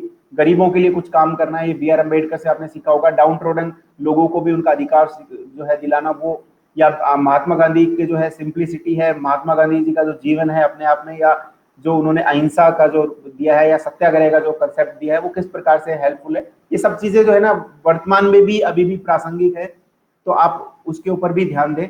तो एक आइडल आप अभी से बना लें, अभी आप आरएस की तैयारी कर रहे हो तो एक कोई ना कोई आदर्श व्यक्ति बनाए, जो महान व्यक्ति हो, जिनका इतिहास में कोई योगदान हो, लोग बाग उनको मानते हो, ठीक है। उनकी जीवनी पढ़ें, जब स्पेयर टाइम हो जाए तो आप उनके बारे में पढ़ें, उन्होंने क्या क्या किया है। जब आप पढ़ते हो जीके तो उनके बारे में भी आप definitely you get something out of their life, और उन्होंने इतनी बातें कही हैं तो वो जीवन में अपनाने से आपका जीवन और ज्यादा अच्छा ही होगा, और आपको हेल्प भी करेगा कि आपके आइडल कौन है। तो आप आपके आदर्श जो महानायक है उनके ऊपर थोड़ा सा वर्कआउट करें। देन राजस्थान की बेसिक नॉलेज आप तैयार करें अभी से ही, जो आरएस की अभी तैयारी कर रहे हैं तो अभी से वो बेसिक जो चीजें हैं उनको प्री के हिसाब से हम अलग पढ़ते हैं, मेंस के हिसाब से अलग पढ़ते हैं, और इंटरव्यू के हिसाब से बिल्कुल अलग तरीके से उनको हम पढ़ते हैं। जैसा मैंने अभी थोड़ी देर पहले आपसे कहा कि जब हम मेंस के हिसाब से कोई टॉपिक को पढ़ते हैं तो हमें एटलीस्ट 15 वर्ड उनके बारे में आना चाहिए। तो जब आप राजस्थानी पढ़ने शुरू करोगे ना तो आप देखेंगे कि केवल 75 सॉरी 25% ही ऐसी चीजें हैं जिनके ऊपर आप 15 वर्ड्स में लिख पाओगे या जो पूछी जा सकती है। तो बिल्कुल 1/4 हो जाता है आपका राजस्थान का जो सिलेबस है मेंस के टाइम पर। तो जो आप प्री में पढ़ा है ना, ज्यादातर आपका वहीं समाप्त हो जाता है राजस्थान। तो आपको ज्यादा वर्कआउट नहीं करना पड़ता मुख्य परीक्षा के टाइम पर। मुख्य परीक्षा में आप दूसरी चीजों पर ध्यान देंगे। जब आप प्री पास कर लोगे ना, तो आपको इतना ज्यादा इश्यू नहीं आने वाला मेंस के टाइम पर, राजस्थान के संबंध में तो विशेषकर। और जब इंटरव्यू की बात करते हैं तो इंटरव्यू के टाइम पे तो 1/10 ही रह जाता है। इंटरव्यू के टाइम पे बस बेसिक चीजें हमें पता होनी चाहिए कि राजस्थान का बॉर्डर एरिया कितना है, किन किन जिलों से उसकी सीमा लगती है। और बॉर्डर एरिया ऐसा भी रैंडमली पूरा नहीं बोलना आपको। अभी तो क्या है, वर्तमान में ऐसी सिचुएशन हो गई है कि बराबर जिले है ना, बराबर जो है उन राज्यों की सीमाओं से लग रहे हैं, तो वो आसान है याद करना। और दूसरा, समस्याएं आप ज्यादा उन पे वर्कआउट करें कि बॉर्डर एरियाज की समस्या क्या है, पाकिस्तान के बॉर्डर पे क्या समस्या है, जैसे इन्फिल्ट्रेशन की समस्या हो, टेररिज्म की समस्या हो, ह्यूमन ट्रैफिकिंग की समस्या है, नशे की समस्या है। तो नशे का जो है आदान प्रदान होता है। ये तो पंजाब के बॉर्डर के साथ में भी ऐसा है कि नशे का जो आदान प्रदान होता है। हरियाणा के बॉर्डर के साथ में अभी आप देखोगे बहुत सारी ऐसी घटनाएं हुई हैं रिसेंट में कि वहाँ गैंगस्टर्स बहुत ज्यादा हो गए हैं। तो वहाँ विभिन्न प्रकार के अपराध जो है जन्म लेने लगे। जब जो है ना, जो ट्रांजिशनल जोन होते हैं ना, उनके ऊपर उनमें ज्यादा आपको अपराध मिलते हैं, जिसमें डकैती हो, नकबजनी हो, या हाउस ट्रेसपास हो, या फिर चोरी हो, गुंडागर्दी हो, गैंग वार हो। ये सब आपको बॉर्डर एरियाज में मिलेंगे। चाहे पपला गुजर का आप एग्जांपल देख लो, वो हरियाणा का भी मोस्ट वांटेड है, यहाँ का भी है। जैसे आनंदपाल है, वो राजस्थान का भी था, दिल्ली में भी वो मोस्ट वांटेड था, हरियाणा में भी मोस्ट वांटेड था। तो ये जो है बॉर्डर एरियाज में खासकर ये समस्या देखने को मिलती है। दक्षिणी राजस्थान में आपको नशे की समस्या दिखेगी, दारू की ट्रैफिकिंग बहुत ज्यादा होती है वहां पर। तरुण, काफी टाइम मिलता है। वैसे तो नॉर्मली क्या है, वहां पर लिखित है कि एटलीस्ट आप 50 डेज देंगे, 45 डेज सॉरी, कि जब इंटरव्यू रिजल्ट आ जाता है उसके बाद, जब ये नियम है आरपीएससी के अंदर कि जब प्री का रिजल्ट आ जाता है ना, उसके बाद 45 दिन देते हैं मेंस करवाने के लिए। और रिजल्ट आने में कितना टाइम लगता है ये आरपीएससी भी नहीं जानती। तो कई बार एटलीस्ट 2 महीने तो आप मान के चलें, 2 से 6 महीने भी लग सकते हैं। डिपेंड्स कि कैसी सिचुएशन है उस वक्त, कितनी कोर्ट रेट लगी हुई है। तो 2 महीने तो मिनिमम मान के चलें। तो आपके पास एटलीस्ट मिनिमम अगर मैं बात करूं तो 3.5 महीने होते हैं। लेकिन रियलिटी में 3.5 महीने 9 से 12 महीने में तब्दील हो जाते हैं, जब प्री कंडक्ट होता है और जब मुख्य परीक्षा कंडक्ट होती है उसके बीच में। जैसे मैं अगर 2018 का ही एग्जाम्पल लूं, तो जो प्री है वो हुआ था अगस्त 2018 के अंदर, 2018 का, और मेंस एग्जाम हुए जून 2019 में। तो 10 महीने लग गए तकरीबन, और मेंस का रिजल्ट 1 साल बाद में आया है। तो आप देख सकते हो 10 महीने तकरीबन। और यही कमोबेश जो है ना हर एक एग्जाम की स्थिति है राजस्थान में, लगभग इतना टाइम मिल ही जाता है। फिर भी अगर हम स्टैंडर्डाइज करके भी देखें कि मान लो बहुत अच्छा कुछ करने वाले हों आरपीएससी वाले, तब भी 3.5 महीने का समय तो आपको एटलीस्ट रहेगा। और ये पर्याप्त है। वो जो 25% जो आपका सिलेबस बचा हुआ है जो या नया है, और वैसे इसकी भी जरूरत नहीं है, क्योंकि जब नोटिफिकेशन आता है ना तभी से आप मेंस की तैयारी कर रहे हैं, खासकर क्योंकि आपको पता लग जाएगा कि नया टॉपिक क्या है। तो उसमें लास्ट के आप 15-20 दिन छोड़ दें प्री के लिए, बाकी क्योंकि 2 महीने का टाइम तो आपको एटलीस्ट मिलेगा ही मिलेगा। तकरीबन 2.5 महीने आप मान के चले कि जब नोटिफिकेशन से जो प्री का एग्जाम है, 1-1.5 महीने तो वो फॉर्म भरने में लगते हैं, और उससे 1 महीने बाद कम से कम आपका एग्जाम होगा। 2 महीने बाद भी हो सकता है, लेकिन मैं मिनिमम लेके चलता हूं। तो आपके पास तकरीबन 6 महीने होते हैं नोटिफिकेशन से मेंस तक। ये तो मैं स्टैंडर्ड लेके चल रहा हूं, बाकी वास्तविकता में ये 12 से 15 महीने लग जाता है। नोटिफिकेशन जब आता है उसके बाद जब मुख्य परीक्षा होती है तो 12 महीने लगते हैं राजस्थान में अमूमन। लेकिन मिनिमम भी मैं अगर लेके चलूं तो 6 महीने तो फिर भी लगेंगे। तो 6 महीने आपके लिए पर्याप्त है, जो आपने जो नया जो सिलेबस है उसको कवर करने के लिए। और वो बहुत छोटा होता है, आप उसको अलग से कॉपी निकाल के उसकी रख लें, और उसके सोर्सेज आप नेट पे ही सर्च करोगे तो आपको मिल जाएंगे। तो राजस्थान की जो बेसिक चीजें हैं वो आप कवर करके जाए इंटरव्यू के समय पर। ये नॉर्मली प्रश्न पूछे जाते हैं, एक लिस्ट होती है अगर आप देखें बोर्ड मेंबर्स के पास में, और वो बोर्ड मेंबर्स आपसे उसी प्रकार के प्रश्न पूछेंगे। जो आरपीएससी के जो मेंबर्स होते हैं वो बोर्ड के एक्चुअली चेयरमैन होते हैं, और 2 जो सदस्य और बुलाते हैं। 3 सदस्यीय बोर्ड होता है, 2 सदस्य जिनमें एक शायद प्रोफेसर होते हैं, एक प्रशासनिक अधिकारी होते हैं, रिटायर्ड या वर्किंग। तो ज्यादा जो मार्क्स होते हैं, वेटेज जो होता है, वो आरपीएससी मेंबर के पास में होता है। और उनकी मेंटेलिटी कुछ इस तरीके की है, वो फैक्ट्स के ऊपर ज्यादा ध्यान देते हैं। और इसके फैक्ट्स शायद वो 2 रीजन से पूछते हैं कि एक तो इसको राजस्थानी कितनी अच्छे से आती है, दूसरा ये अपने आप को कैसे बरकरार रख पाता है, क्वेश्चन नए आते हुए भी अपने आप को कैसे कंपोज रखता है। तो वो साइकोलॉजिकल टेस्ट देने के लिए भी इस प्रकार के प्रश्न पूछते हैं। तो राजस्थान का सेक्स रेशो क्या है, डेंसिटी कितनी है, लिटरेसी रेट कितनी है, लिटरेसी रेट कम है तो क्या कारण है, कौन सी ऐसी स्कीम्स हैं जो राजस्थान में चल रही है। स्कीम्स जो है वो आप केवल नाम याद रखें स्कीम्स का, आपको डीप में नहीं जाना है, ज्यादा उनके एलोबरेट वो नहीं करवाएंगे, ना इतना समय होता है, अमूमन 5 से 10 मिनट में आपका इंटरव्यू कंडक्ट हो जाता है। तो ज्यादातर तो आपके बायोडेटा पे ही होता है, 2 या 3 मिनट होती है जिसमें वो करंट के टॉपिक ही नॉर्मली लेते हैं, तो आपको ज्यादा इशू उसमें नहीं आएगा। इसके अलावा राजस्थान के मुख्य जो पदाधिकारी हैं उनके ऊपर आप वर्कआउट करें, कौन कौन सी इंपॉर्टेंट पर्सनैलिटीज है राजस्थान की, राजस्थान के मुख्य सूचना आयुक्त कौन है, लोकायुक्त कौन है, राज्यपाल कौन है, मंत्री कौन है, तो इस प्रकार के प्रश्न वो पूछते हैं। इसके अलावा रेवेन्यू बोर्ड के ऊपर काफी प्रश्न पूछा जाता है, रेवेन्यू बोर्ड राजस्थान का कहाँ पर है, उसके चेयरमैन कौन है, उनके सदस्यों की नियुक्ति कैसे होती है, राजस्थान में रेगिस्तानी इलाका कितने प्रतिशत में है, अरावली एरिया कितने में है, मैदानी क्षेत्र कितने में है, पठारी क्षेत्र कितने प्रतिशत में है, और रेगिस्तान होने के क्या कारण है, इंदिरा गांधी कैनाल, ये पिछले सालों के क्वेश्चंस मैं बता रहा हूँ जो पूछे, और इंदिरा गांधी कैनाल कहाँ से स्टार्ट होती है, कहाँ को जाती है, उससे क्या लाभ मिला है राजस्थान में, क्या लाभ पहुंचा है, कौन कौन से जिलों को लाभ पहुंचा है, और समस्या आई है तो क्या समस्या आई है, जैसे इंदिरा गांधी कैनाल से वाटर लॉगिंग की समस्या है, सेम की समस्या है, उसको किस तरीके से हम दूर कर सकते हैं, कौन कौन से प्रोजेक्ट उसमें चलाए जा रहे हैं। इसके अलावा राजस्थान की महत्वपूर्ण योजनाएं कौन सी हैं, राजस्थान में ऐसे कौन से उद्योग हैं जो पनप सकते हैं या पनप रहे हैं, उनको हम किस तरीके से बढ़ावा दे सकते हैं, चाहे वो उद्योगों को बढ़ावा देना हो राजस्थान में, क्योंकि लैंड इतना ज्यादा है, हम आराम से किसी भी उद्योगपति को इन्वाइट कर सकते हैं, रिसर्जेंट राजस्थान जैसी स्कीम्स लागू कर सकते हैं। इसके अलावा राजस्थान में जो है सनराइज जो सन सोलर एनर्जी है उसके लिए काफी अपॉर्चुनिटी है, हमारे यहाँ जो है सूर्य की रोशनी जो है ज्यादातर समय पे पड़ती है, तो हम सोलर एनर्जी जो है जनरेट कर सकते हैं, विंड एनर्जी जनरेट कर सकते हैं, लू हमारे यहाँ चलती है। इसके अलावा हमारे यहाँ पेट्रोलियम के साधन है, अभी डीजल पेट्रोल आप देखेंगे जैसलमेर बाड़मेर क्षेत्र में काफी मात्रा में मिले हैं। मिनरल्स हमारे यहाँ काफी है, जो कॉपर सिल्वर ये सब जो है हमारे यहाँ बहुतायत में, हम शायद नंबर 1 पे है पूरे इंडिया के अंदर। मिनरल्स जो रिसोर्सेज है हमारे, चाहे वो पठारी क्षेत्र हो या फिर अरावली रेंजेस है उसके आसपास मिलेंगे। और सबसे इंपॉर्टेंट जो राजस्थान के संबंध में वो है पर्यटन।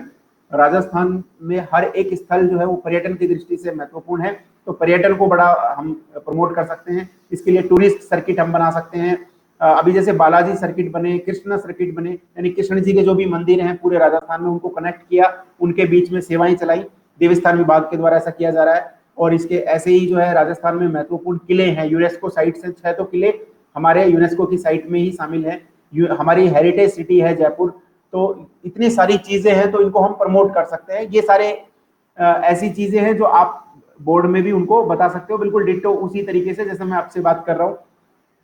मैं थोड़ा सा स्पीड में बोल रहा हूँ, आप थोड़ा सा धीरे धीरे बोलें और कॉन्फिडेंस के साथ में बोलें। ऐसा नहीं लगना चाहिए उनको कि भाई जो है इसमें किसी भी प्रकार का कॉन्फिडेंस का अभाव हो। नॉलेज का तो हो सकता है, देखो तथ्य ऐसे हैं याद रह भी सकते हैं नहीं भी रह सकते हैं, लेकिन कॉन्फिडेंस एक ऐसी चीज है जो आपके साथ में रहती है, और ये तब आएगा जब आप ज्यादा से ज्यादा मॉक इंटरव्यूज देंगे, ज्यादा से ज्यादा स्टडी करेंगे, लेकिन बिना किसी प्रेशर के साथ में, ज्यादा सोचे नहीं, आप ओवर थिंकिंग से बचे। Then important, sir, are you gonna start any new course on Plus?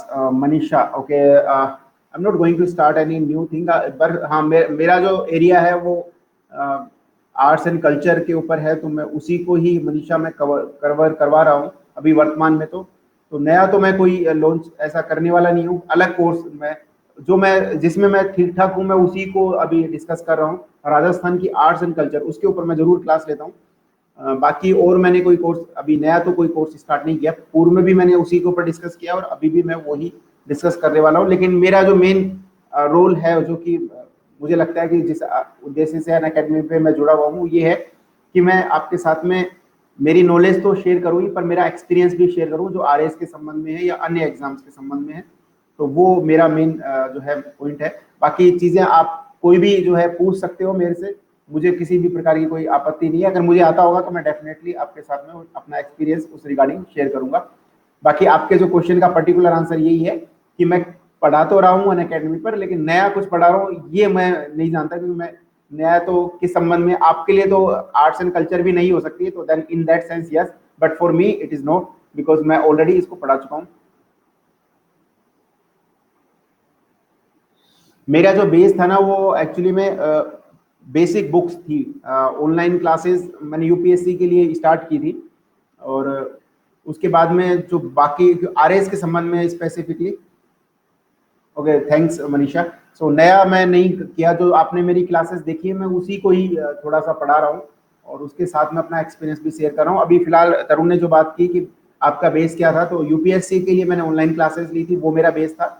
और आरपीएससी के लिए मेरा बेस था बुक्स, क्योंकि मैंने हिंदी जो पढ़ी वो बुक से पढ़ी, इंग्लिश मैंने बुक से पढ़ी। आरएस के जो टॉपिक्स हैं, चाहे वो राजस्थान हो या अन्य कोई टॉपिक हो, वो मैंने किसी कोचिंग से नहीं किए, वो मैंने स्वयं ही तैयार किए थे और उसमें थोड़ा सा टाइम भी लगा, लेकिन मैंने खुद के नोट्स बनाए। तो मेरा जो जवाब है वो यही है कि बुक से मैंने स्टार्ट किया था, and books are your best friends, तो आप भी बुक कर सकते हो। इंटरव्यू में आप जाएं तो आप ध्यान रखें, स्कीम्स के बारे में काफी प्रश्न पूछे जाते हैं, खासकर महिलाओं से, महिला संबंधी स्कीम पूछी जाएगी कि महिला एम्पावरमेंट से संबंधित स्कीम्स, और आपसे प्रश्न भी पूछे जाएंगे। ऐसे प्रश्न है ना मॉक इंटरव्यूज में भी पूछे जाते हैं। तो एक स्टूडेंट है हमारी जो साथ में थी, उन्होंने मेरे से बाद में प्रश्न भी पूछा था कि किस तरीके से मैं इसका जवाब दूं, तो मैं वो आपके साथ में शेयर करूंगा। जो उनका प्रश्न था वो ये था कि आप जो है किसी मॉल पर गए, आप एक एसडीएम अधिकारी हैं, महिला एसडीएम है, और आप मॉल पर गई हुई है किसी मॉल पर, और वहां पर कोई कुछ बदमाश है, 3-4 बदमाश, आप अकेली हैं और 3-4 बदमाश जो है वो किसी महिला को दूसरी महिला के साथ में बदतमीजी कर रहे हैं। अब आप क्या एक्शन लेंगे, किस सेक्शन में आपको कार्रवाई करनी है?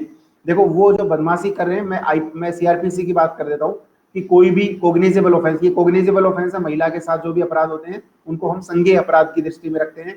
तो कोई भी कोग्निजेबल ऑफेंस होता है उसको रोकने के लिए एग्जीक्यूटिव मजिस्ट्रेट यानी कि एसडीएम जो है वो एम्पावर्ड है। वैसे ही पहली चीज तो मेरा जो आंसर था ना वो ये था कि आपको ऐसी सिचुएशन में ये जवाब देना है कि सर इसके लिए मुझे एसडीएम होना भी आवश्यक नहीं है, महिलाओं के जो अधिकार है उसके लिए मैं उस बिना एसडीएम हुए भी आवाज उठा सकती हूँ, और ये कोई भी, मैं जो आसपास के लोग हैं उनको इकट्ठा कर सकती हूँ, पास जो है आवाज आप लगा सकते हो लोगों को, और अपने स्तर पर वहां जो भी उपकरण पड़े हों आप वो सर पर देकर मार सकते हो उन लोगों के, जब तक कि, और by the way in between आप जो है 100 नंबर पे फोन भी मिला सकते हो।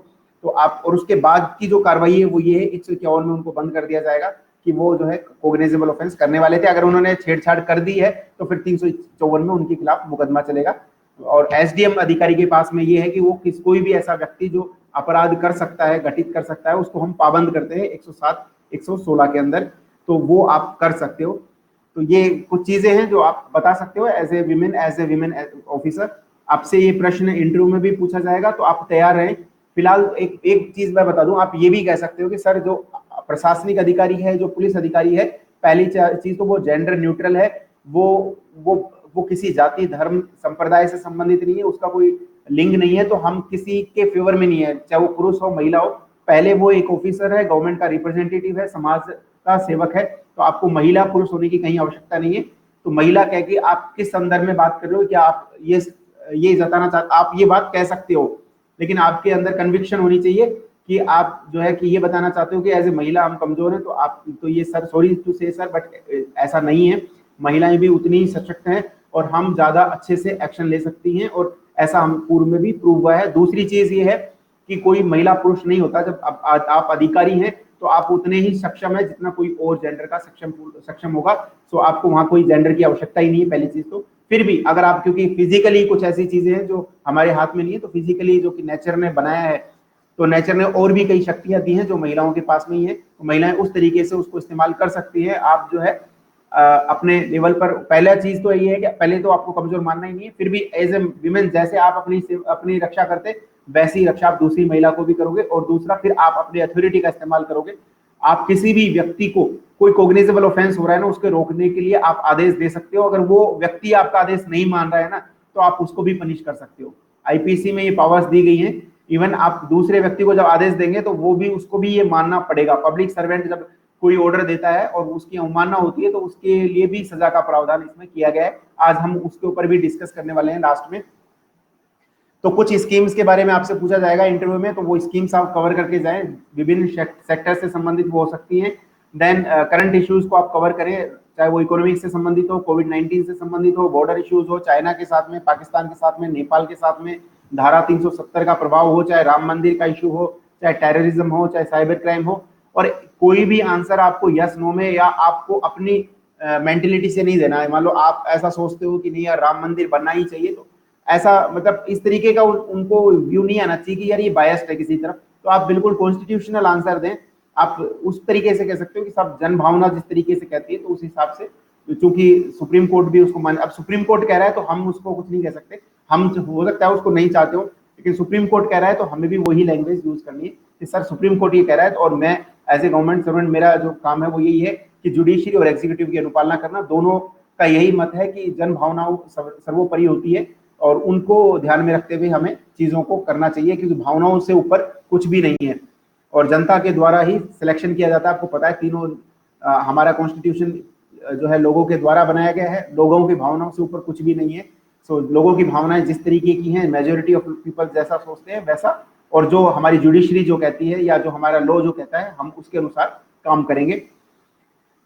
देन है एक प्रश्न है कि why do you want to be an RAS officer, और इसका जवाब मैं तो मेरा दे चुका हूँ। आपके इनमें से कोई भी एक लक्ष्य हो सकता है, आपका जीवन का लक्ष्य हो सकता है आरएएस बनना, बचपन का सपना हो सकता है, आपने किसी को देखा हो, आपके पिताजी खुद आरएएस अधिकारी हो, आईएएस अधिकारी हो, उनके आपने रेपुटेशन देखी हो, या आपके पिताजी छोटे लेवल पे हों और आपने देख, जैसे मेरे पिताजी कांस्टेबल थे तो मैंने देखा है कि सब इंस्पेक्टर या इंस्पेक्टर या आरपीएस आईपीएस अधिकारी जब आते थे तो अलग लेवल उनका लगता था। तो मैं चाहता था कि मैं वैसा बनूं।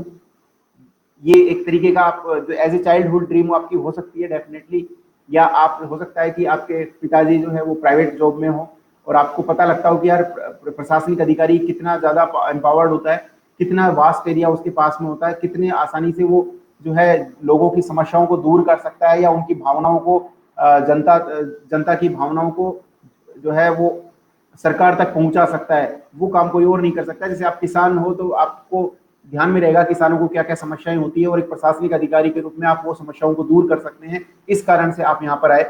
समाज में प्रतिष्ठा है, सोशल रिकॉग्निशन है, इसलिए भी मैं ये बनना चाहता हूँ या चाहती हूँ सर की जो एक सम्मान मेरे यहाँ पर जो मैंने देखा है, लोगों को जो सम्मान मिलता है, फैमिली को जो सम्मान मिलता है, जो एक गर्व की भावना होती है या एक प्राउड फीलिंग जो होती है, आपके पेरेंट्स को जो आप प्राउड फील करवाते हो, अपने समाज को गौरवान्वित करवाते हो, तो ये सब लोग चाहते हैं कि मैं भी वो करूं। इसी प्रकार से सोशल वर्क जो है मुझे पसंद है सर, मैं चाहता हूं कि मैं सोशल सेवा करूं या सामाजिक सेवा करूं। तो वो आपसे प्रश्न पूछेंगे समाज सेवा तो आप कहीं पर भी कर सकते हो, तो आप कहें यस सर मैं समाज सेवा कहीं पर भी कर सकता हूं, लेकिन जो मशीनरी गवर्नमेंट के पास में होती है, जो अथॉरिटी गवर्नमेंट के पास में होती है, जो वास्ट एरिया गवर्नमेंट के पास में है, वो संभवतः किसी और अन्य ऑर्गेनाइजेशन के पास में नहीं है।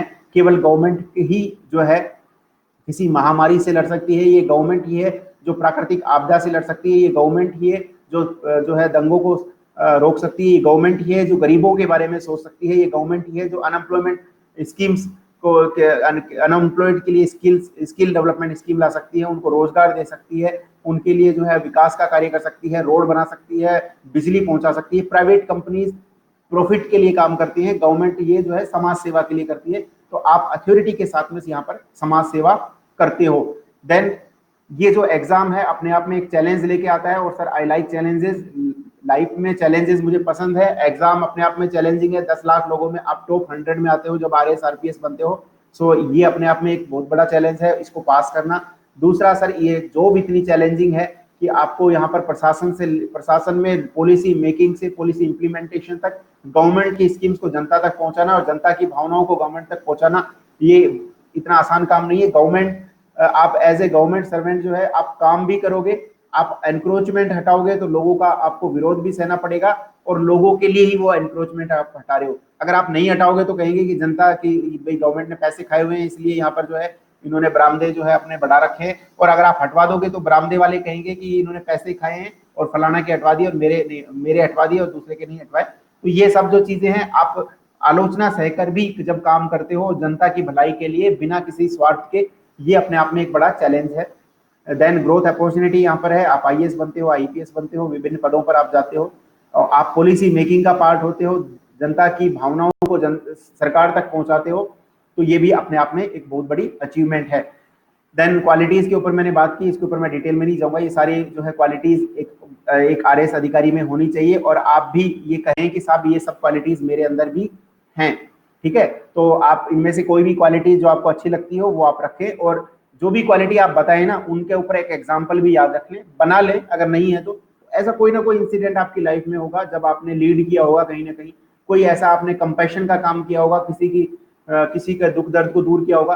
जैसे कोई आप ये कहते हो साहब मुझे जो है डेडिकेशन जो है मेरे अंदर है, एम्पैथी मेरे अंदर है, तो आप बता दो कि सर मैं ब्लड डोनेट करता हूँ। अगर आपने ब्लड डोनेट किया है नहीं किया है ना तो डोनेट करना स्टार्ट कर दो, उसके अलग से मार्क्स होते हैं। आप मान लो 3-4 बार तो अभी तक दे ही सकते हो। ब्लड डोनेशन अच्छा भी रहता है, हर 2-3 महीने में आप ब्लड डोनेट करते रहो तो वो बढ़िया है, आपके स्वास्थ्य भी बना रहता है, लोगों की सेवा भी हो जाती है, और आपका इंटरव्यू में भी आपके पास एक जवाब आ जाएगा कि साहब मैंने 4-5 बार ब्लड डोनेट भी किया है। ये आपकी खुद की एक समाज सेवा होगी, और उससे बड़ा, रक्तदान से बड़ा कोई तो दान होता नहीं है। और आप अपनी बॉडी को भी चाहो तो जो है ना लिखा सकते हो, देखो ये that depend on you how you thinks. तो वो एक और है, और कोई समाज सेवा आप जो है हो सकता है किसी एनजीओ से आप जुड़े हुए हो, बच्चों को आप पढ़ाते हो, ऑनलाइन एजुकेशन आप देते हो फ्री के अंदर, या आप लोगों को जो है जो ओल्ड एज पर्सन है उनके साथ में अपना वीकेंड व्यतीत करते हो, या कुछ ऐसा जो भी कार्य आपको लगता है ना, वो आप उसका एग्जाम्पल जरूर दे जब भी इंटरव्यू में आपसे पूछे। तो एक तो इंटरव्यू में जब वो बोले ना तो उसके बाद ही आंसर देना, अपनी तरफ से ना, मतलब सब कुछ बता नहीं देना हिसाब मैं तो इतना महान हूँ, जब तक वो नहीं पूछे ना तब तक। और वो पूछेंगे जब आप ये कहोगे कि साहब मैं जो है मेरे अंदर लीडरशिप क्वालिटीज है, तो कहेंगे अच्छा आपने लीडरशिप क्वालिटीज, ऐसी कौन सी क्वालिटीज है आपके अंदर, कोई एग्जाम्पल बताओ जब आपने किसी को लीड किया हो, आप ऐसे कैसे कह सकते हो कि आपके अंदर लीडरशिप क्वालिटीज है। तो ये सब चीजें हैं। इसके अलावा आप जो है एक अच्छे लिसनर और अच्छे ओरेटर जरूर होने चाहिए। ओरेटर से भी ज्यादा महत्वपूर्ण है अच्छे लिसनर होना, आप बातों को सुने, और यही काम आपको इंटरव्यू में भी करना है। वो प्रश्न पूछ रहे हैं उसको ध्यानपूर्वक पढ़ें, एक सेकंड के लिए सोचें कि यार इसका जवाब क्या देना है, उसके बाद बोले। भाषा आपकी बिल्कुल सरल हो, सहज हो, एक बार में समझ में आए, और बिना किसी रुकावट के हो। आधे अधूरे शब्दों का इस्तेमाल इन बिटवीन आपको नहीं करना है। देन सिचुएशनल प्रश्नों के लिए आप तैयार रहें, वो आपसे पूछेंगे कि आप as a chief minister, as a finance minister किस प्रकार से राज्य की अर्थव्यवस्था को सुधारोगे, देश की अर्थव्यवस्था को सुधारोगे, उसके ऊपर वर्कआउट कैसे करोगे आप। देन आपको ही हम क्यों लें, क्या है आपके अंदर ऐसा, तो मैंने अभी आपको बताया आपके नेगेटिव पॉइंट्स क्या हैं, पॉजिटिव पॉइंट्स क्या हैं। तो आपके जो नेगेटिव भी आप बताओ वो इस तरीके से लगना चाहिए कि वो पॉजिटिव जैसे ही है। इसके अलावा क्राउड कंट्रोल राइट से या क्राइम प्रिवेंशन से संबंधित कुछ प्रश्न पूछेंगे, उसके ऊपर मैं अभी लास्ट की जो स्लाइड्स हैं उसमें डिस्कस करूंगा।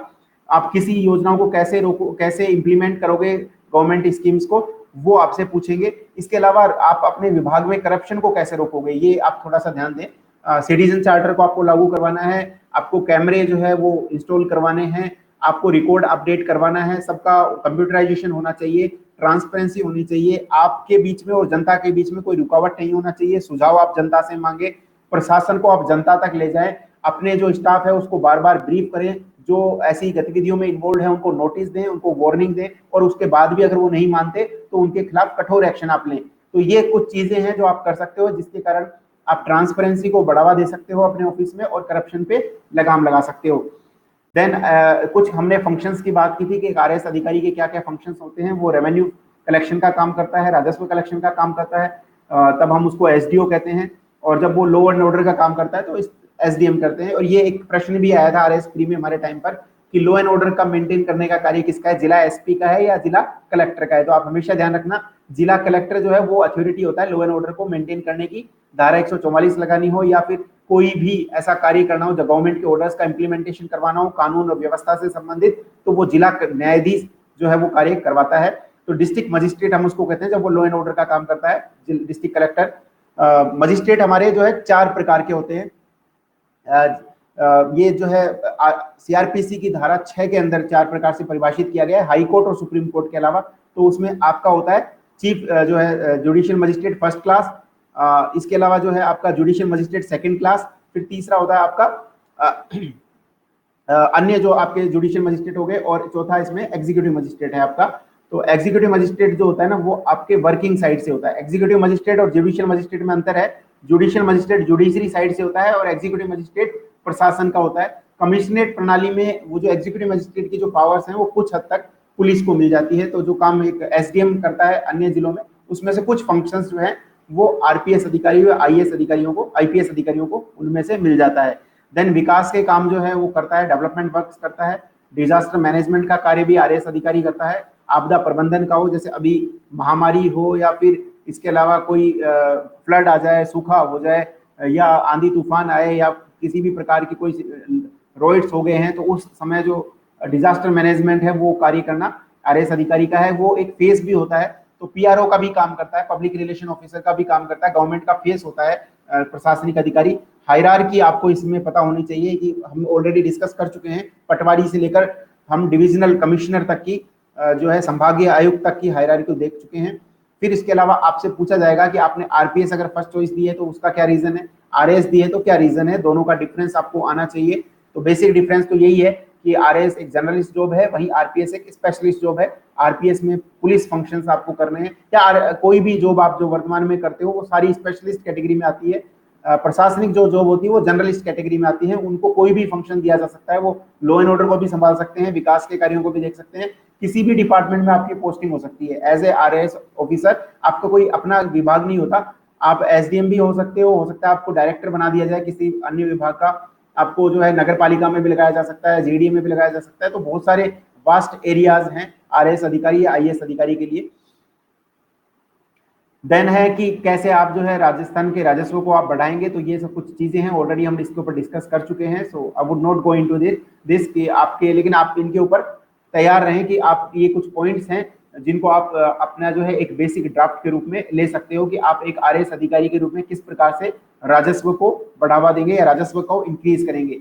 देन आपकी अपीयरेंस के ऊपर मैं बात करूं तो आप जब इंटरव्यू देने जाएं तो बिल्कुल नीट एंड क्लीन हो। देखो जो हम बाई बॉन्ड जैसा दिखते हैं वैसा दिखते हैं, उसमें हम ज्यादा सुधार नहीं कर सकते, लेकिन कैसी ड्रेस पहननी है आप, है ना, वहां गुस्सा उतारने नहीं जाने। मान लो हो सकता है आप में से कोई दूसरी तीसरी बार इंटरव्यू देने जा रहा हो तो उसको ऐसा लगता हो कि साहब मैं तो ऐसे ही जाऊंगा जैसे जाता हूँ, या फिर कई लोग ऐसे होते हैं जो थोड़े एडमिन टाइप के होते हैं कि साहब मैं तो हुई ऐसा और जैसा हूँ वैसा ही रहूंगा। तो ऐसा नहीं करना है आपको, कोई एडमेंसी नहीं रखनी, ना कोई किसी प्रकार की दुश्मनी निकालनी। खुद के प्रति आप अगर ऐसा करोगे तो खुद से दुश्मनी निकालोगे। एकदम नीट एंड क्लीन हो, शेविंग करके जाएं। अगर आप किसी सेवा में है तो ऐसा लगना चाहिए कि बिल्कुल जेंटलमैन कोई आया है, और अच्छे से बिल्कुल जो आपकी ड्रेसिंग सेंस हो बिल्कुल बहुत अच्छा होना चाहिए। आपने शर्ट पहनी हो, पैंट जो है आपके फॉर्मल शर्ट और पैंट हो, शर्ट आपकी जो है लाइट कलर की हो और पैंट डार्क होनी चाहिए, तड़क भड़क वाली ना हो, चमकीली ज्यादा ना हो, पार्टी वियर बिल्कुल ना पहन के जाएं। शूज जो है वो फॉर्मल शूज आप पहने, स्पोर्ट्स शूज बिल्कुल पहन कर नहीं जाएं। इनफैक्ट आप जो है ना ये जो आते हैं रेड चीफ के या फिर जो आपके वुडलैंड के जो जूते हैं वैसे भी जूते ना पहन के जाएं, बिल्कुल फॉर्मल ब्लैक या जो आपके रेड शूज हैं वो आप पहन सकते हो। पैंट आप जो है ब्लैक, ग्रे एंड ब्लू आप पहन सकते हो। शर्ट आपकी व्हाइट हो सकती है, आसमानी कलर की हो सकती है, पिंक कलर की हो सकती है, पिंक लाइट जो कलर में है, और चेक भी पहन सकते हो चाहो तो, नहीं तो प्लेन शर्ट पहनो तो ज्यादा बेहतर है। टाई अगर आप यूज करते हो, टाई पहन के जाओ तो अच्छा है, अच्छा लगता है। और अगर जैसे गर्मियों का टाइम है तो सूट ना पहने, अगर आप कंफर्टेबल हो, और सर्दियों में अगर आप इंटरव्यू देने जा रहे हो तो आप सूट भी पहन सकते हो, और सर्दी ज्यादा है जैसे अभी सर्दी में ही इंटरव्यू होंगे तो आप जर्सी भी पहन सकते हो। जर्सी आपकी जो है वो साधारण सी होनी चाहिए, साधारण इन द सेंस कि वो फॉर्मल हो, वो साधारण मतलब फटी पुरानी नहीं, नई हो, ज्यादा उसके ऊपर डिजाइन नहीं हो, बिल्कुल प्लेन हो और बिल्कुल सोबर सी वो लगे, ऐसा लगे हाँ कि ऑफिसर लाइक कोई बंदा आया है। नहीं तो चाहे तो सूट पहने ज्यादा बेहतर है। ट्राउजर आप पहन सकते हो, फॉर्मल ट्राउजर पहन सकते हो। पार्टी वियर पहनकर बिल्कुल ना जाए। आप जो भी उत्तर दें वो बिल्कुल पोलाइटली दें। जब आप एंटर करें तो मे आई कम इन सर, ऐसे इस तरीके से। और अगर कोई मैडम बीच में बैठी है तो पहले मैडम को विश करें कि गुड आफ्टरनून मैम। जैसे आप इंटरव्यू नॉर्मली जो है दिन में 12 से 5-6 बजे तक चलते हैं, तो ज्यादा पॉसिबिलिटी है आपका 12 बजे बाद वाले बोर्ड में नंबर है, तो गुड आफ्टरनून, सुबह है तो गुड मॉर्निंग करें, तो good afternoon ma'am. Then 2 sir बैठे होंगे तो आप गुड आफ्टरनून सर्स कह सकते हो उनको। वो आपको सीट ऑफर करेंगे तो थैंक यू बोलें, अगर वो सीट ऑफर नहीं करते तो आप कहें कि मे आई सिट सर। तो आप जो चेयरमैन है, अगर मैडम है तो मे आई सिट मैम, तो आप उस तरीके से बैठ सकते हो, वो आपको डेफिनेटली बैठने के लिए ऑफर करेंगे। देन थैंक यू आप बोले। जब आप आंसर दें तो बिल्कुल पोलाइटली दें, कोई हड़बड़ी ना मचाएं। आंसर क्वेश्चंस उनका ध्यानपूर्वक सुने, फिर उसको एक बार मनन करें। आप जिस तरफ ले जाओगे इंटरव्यू उस तरफ जाएगा। ऐसा ना हो कि वो कुछ पूछ रहे हैं आप कुछ बता रहे हो कुछ रहा है, तो उस तरीके से ना जाए।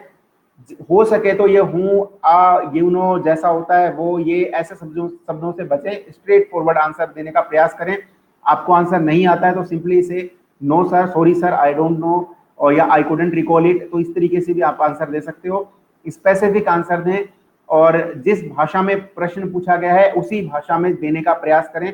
अगर आपसे इंग्लिश में पूछा गया है तो इंग्लिश में, हिंदी से पूछा गया है तो हिंदी में। अगर आपको इंग्लिश नहीं आती तो आप जो है हिंदी में जवाब दें, और आपको और अच्छे से जो है चीजों को कवर करते हुए जवाब देना है।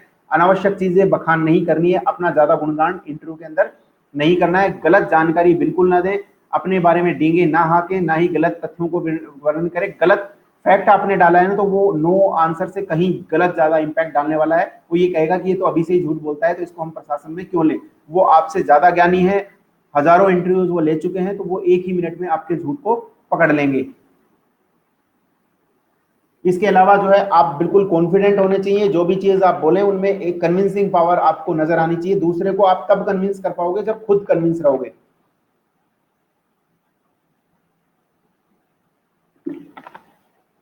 जो भी आंसर आप दे रहे हो ना, आपको लगना चाहिए कि हाँ यार ये ही, कि मैं जो है खुद को संतुष्ट कर पा रहा हूँ। खुद सोचें कि यार मैं जो बोल रहा हूँ वो सही है गलत है। तो कुछ भी बोलने से पूर्व पहले स्वयं को कन्विंस करें, देन ज्यादा ओवर थिंकिंग ना करें, ज्यादा ना सोचें चीजों के बारे में, बिल्कुल सिंप्लीफाइड रखें। इंटरव्यू से पहले की प्रक्रिया भी उतनी ही महत्वपूर्ण है। दूसरों के बारे में ना सोचें कि दूसरा किस तरीके से जवाब दे रहा होगा, या दूसरे यार उसने तो इतनी तैयारी की होगी, मुझे ऐसा है, या फिर वो IITN है, वो पहले से RS अलाइड सर्विसेज में है। इन सब चीजों के बारे में ना छोड़ें, ये सोचें कि मैं जो है सबसे बेस्ट हूँ। दर्शाना नहीं अपनी बॉडी लैंग्वेज में अपने आप को, लेकिन किसी भी तरीके से नेग्लेक्ट ना करें, छोटा ना माने, इंफीरियरिटी कॉम्प्लेक्स किसी भी प्रकार से ना लाएं। भाषा बिल्कुल सिंपल सी रखें, उनको लगे कि आपकी अगर ग्रामीण टच आता है भाषा में तो कोई दिक्कत नहीं है, इनफैक्ट वो एडवांटेज है आपकी। आप अनावश्यक इंग्लिश बोलने का प्रयास ना करें। कई लोग ऐसे होते हैं जिनको इंग्लिश नहीं आती और जबरदस्ती वो इंग्लिश घुसेड़ते हैं, तो ऐसा काम भी बिल्कुल ना करें। बिल्कुल को काम कंपोज रहें, वो ऐसा लगना चाहिए उनके आगे कोई जो है एक पूरा बड़ा सागर है जो बहुत सारा ज्ञान लिए हुए है, और उसके बावजूद भी वो अपने आप को उछाल उछाल कर प्रस्तुत नहीं कर रहा है। तो ये एक पॉजिटिव इंपैक्ट आपका डालेगा। खुद की ओवर बूस्टिंग ना करें, ज्यादा अपनी पढ़ाई ना करें जब तक कि वो ऐसा कहे नहीं आपसे। अब मैं आपसे स्पेसिफिक क्वेश्चंस के बारे में बात करूंगा कि आप कौन कौन सी कार्रवाइयां हैं जो कर सकते हो। CRPC आपको कुछ पावर्स देती है, IPC आपको कुछ पावर्स देती हैं, और ये सेक्शंस जो भी मैंने मेंशन किए हैं, इंटरव्यू के टाइम पे अगर आपसे पूछते हैं तो आप इनको जरूर बताएं। आपको ये जो है दूसरों से ज्यादा एडवांटेज देगा। तो आपसे अगर पूछा जाता है कि मान लो कोई आप ऐसी सिचुएशन में हो, आपको चुनाव करवाने, जैसे अभी चुनाव चल रहे हैं, पंचायत चुनाव चल रहे हैं, तो आप क्या ऐसा कार्य है जो करोगे। तो देखो जुडिशियल, यहाँ JM जो लिखा है, जुडिशियल मजिस्ट्रेट क्या करता है कि कोई कन्विक्टेड होते हैं जो भी उनको बॉन्ड पे छोड़ सकता है। कन्विक्टेड लोगों को 3 साल के बॉन्ड पर कि आप जो है अच्छा बिहेवियर करेंगे, सिक्योरिटी फॉर कीपिंग पीस। तो कन्विक्टेड लोगों को 3 साल के बॉन्ड पर वो छोड़ता है। 3 साल के अंदर अगर वो कोई अपराध वापस से घटित करते हैं या कोई अशांति फैलाने का प्रयास करते हैं, तो जितने समय के लिए उन्होंने शांति रखी उसके बाद का समय वो जेल में व्यतीत करेंगे। जैसे मान लो 6 महीने में वो कोई और घटना कारित कर देते हैं, तो 2.5 साल तक उनको जेल में रहना पड़ेगा। ये तो जुडिशियल मजिस्ट्रेट की पावर है। लेकिन हम एज ए RS अधिकारी क्या कर सकते हैं, अब जैसे चुनाव चल रहे हैं तो कुछ नोटोरियस पर्सन होंगे जो आपको ऐसे इत्तला मिलेगी कि साहब ये कोई भी अपराध कारित कर सकते हैं। लोग बागों से या पुलिस से आपको सूचना मिल सकती है कि सर जो है ना, ये लोग ऐसी ऐसी चर्चा कर रहे थे कि हम चुनाव में ये गड़बड़ी करेंगे या फलाना को इस तरीके से हम मारेंगे पीटेंगे। तो उन लोगों को जब ऐसी सूचना आपको मिलती है, उनकी आप इंक्वायरी करवाएं 116(3) के अंदर। इंक्वायरी करने के बाद आपको लगता है कि ये सही सूचना है कि ये लोग कोई भी अपराध घटित कर सकते हैं, तो उनसे आप एक बॉन्ड ले लें। उनको जेल में नहीं भेजना है, उनसे हम बॉन्ड लेते हैं 1 साल का, और ये कहलाते हैं कि आप कोई भी ऐसा कार्य नहीं करेंगे जिससे कि शांति भंग हो या कोई अपराध हो। तो फिर वो 1 साल तक वो आपके बाउंड हो जाएंगे। अगर वो 1 साल की अवधि में कोई भी अपराध करते हैं तो जो रिमेनिंग समय है उसके लिए उनको जेल की सजा हो जाएगी। ठीक इसी प्रकार से 108 के अंदर अगर कोई मान लो देश विरोधी कोई कार्य कर रहा है, तो आप उसके खिलाफ एक्शन ले सकते हो। देश विरोधी जो कार्य IPC 124, 153 ए, 295 ए में मेंशन्ड है, यानी कि आपका सेडिशियस मैटर हो कोई, या फिर रिलीजियस कोई बिलीफ्स को किसी को हर्ट कर रहा हो, या जो है किसी रिलीजियस जो सेरेमनी है उसके अंदर हथियार लेके जाता है, उनको उकसाता है, तो ऐसे लोगों के खिलाफ यहाँ पर कार्रवाई होती है। तो उनको आप जो है सिक्योरिटी के ऊपर 1 साल के बॉन्ड के ऊपर छोड़ सकते हो। इसी प्रकार से कोई संदिग्ध व्यक्ति आपको अगर आपको सूचना मिलती है कि कोई संदिग्ध व्यक्ति है जो अपराध घटित कर सकता है या अपने आप को छुपाने का प्रयास कर रहा है कोई अपराध कारित करने के उद्देश्य से, तो उसको भी आप जो है सिक्योरिटी पे 1 साल के बॉन्ड के ऊपर डाल सकते हो। मैं फिर सिंप्लीफाइड कर दूं, ये जो सिक्योरिटी है ये एक्चुअली बॉन्ड है। बॉन्ड मतलब आप अपने आप को बाउंड कर देते हो कि मैं 1 साल तक कोई अपराध नहीं करूंगा। अगर मैंने या मेरे खिलाफ कोई सूचना मिलती है तो फिर मैं जो है बाकी का समय जेल में जाने को तैयार हुई, या फिर इतने का जुर्माना मेरे से वसूला जा सकता है। इसके अलावा 110 में हमें पावर मिलती है कि जो पहले कोई हैबिचुअल ऑफेंडर है, मान लो कोई अभ्यासिक अपराधी है, विशेषकर महिला विरोधी अपराध करता है, या फिर कोई ऐसे अपराध करता है जिसमें सिक्योरिटी या पीस को डेंजर हो, इंटीग्रिटी को खतरा हो, या वो दंगा फैलाता है, या चोरी डकैती का वो जो है आदतन अपराधी है, तो ऐसे व्यक्ति को की जब सूचना मिलती है कि आपके इलाके में है, तो उसको आप बाउंड करते हो कि 3 साल तक बॉन्ड उससे भरवाते हो कि आप कोई अपराध नहीं करोगे, अन्यथा आपके को जो है अगर आपने कुछ भी गड़बड़ी की तो आपको फिर 3 साल की सजा इसमें हो जाएगी। 116 में हम जो है उसको पाबंद कर देते हैं इंक्वायरी करने के बाद। देन इसके अलावा चैप्टर 10 हमें ये जो है, जैसे अभी जो प्रश्न आपके सामने आएगा वो इस तरीके से आएगा, जो खासकर ऑफलाइन मेरे को सुनेंगे उन साथियों को मैं बताना चाहूंगा कि आपसे प्रश्न पूछा जाएगा कि 5 या 5 से अधिक लोग या 10-15 लोग बैठे हैं एक जगह पर और आपको लगता है कि ये कभी भी कोई अपराध कर सकते हैं, तो आप कैसे उनको डील करोगे? तो पहली चीज तो ये है, आप एक तो उनके लीडर से बात कर सकते हो। अगर मान लो कम्युनिटी टेंशन है, कहीं पर 20-100 आदमी इकट्ठे हो गए हैं, तो आप वहां के जो लोकल लीडर्स हैं उनसे बात करने का प्रयास करें। अपने खुद के जो गुप्त सोर्सेज हैं उनको पब्लिक में लोकल ड्रेस में सेटअप करें ताकि वो उनको तोड़ सके। इसके अलावा आप जो है आपके गुप्तचर भी अंदर होते हैं, या मेनली जो है आप इस तरीके का व्यवहार बनाकर रखते हो कि जो जैसे एज ए पुलिस ऑफिसर कुछ जो है आपके ग्राम रक्षक होते हैं, उसके अंदर कुछ जो है कम्युनिटी मेंबर्स होते हैं आपके, तो उनके साथ में आप अपने आप को जो है कनेक्ट करके रखते हो। कोई भी अगर ऐसी सूचना मिलती है तो उसको पहले से ही आप पाबंद हो जाते हो। आप लॉ एंड ऑर्डर के लिए पूरे जो है फोर्स को आप पहले से बुला लेंगे। और इसके अलावा 129 से 133 में आपको पावर दी गई है। आप इनको मैंने सिर्फ यहाँ पे सेक्शन मेंशन किए हैं, आप देख सकते हो, बाकी मैं बेसिक चीजें आपको बता दूं। 129 में कहा गया है कि जब एग्जीक्यूटिव मजिस्ट्रेट या सब इंस्पेक्टर लेवल का कोई भी अधिकारी 4 या 5 लोगों को यह आदेश देता है कि आप डिस्पर्स हो जाओ पब्लिक पीस के लिए, कोई भी, क्योंकि वो अपराध हो सकता है उस जगह, तो फिर ये उनकी लाइबिलिटी बन जाती है कि उस ऑर्डर की अनुपालना करें। अगर वो अनुपालना नहीं करते तो फिर वो जो है दोषी हो जाएंगे आईपीसी के अंदर। इसी प्रकार से सेक्शन 144 जो है वो ये कहता है कि किसी एरिया में ऐसा मूवमेंट जो है रोकना आवश्यक है जिसमें प्राकृतिक आपदा हो सकती है या फिर कम्युनल टेंशन हो सकती है। जैसे धारा 144 अभी लगा रहे हैं कोविड-19 के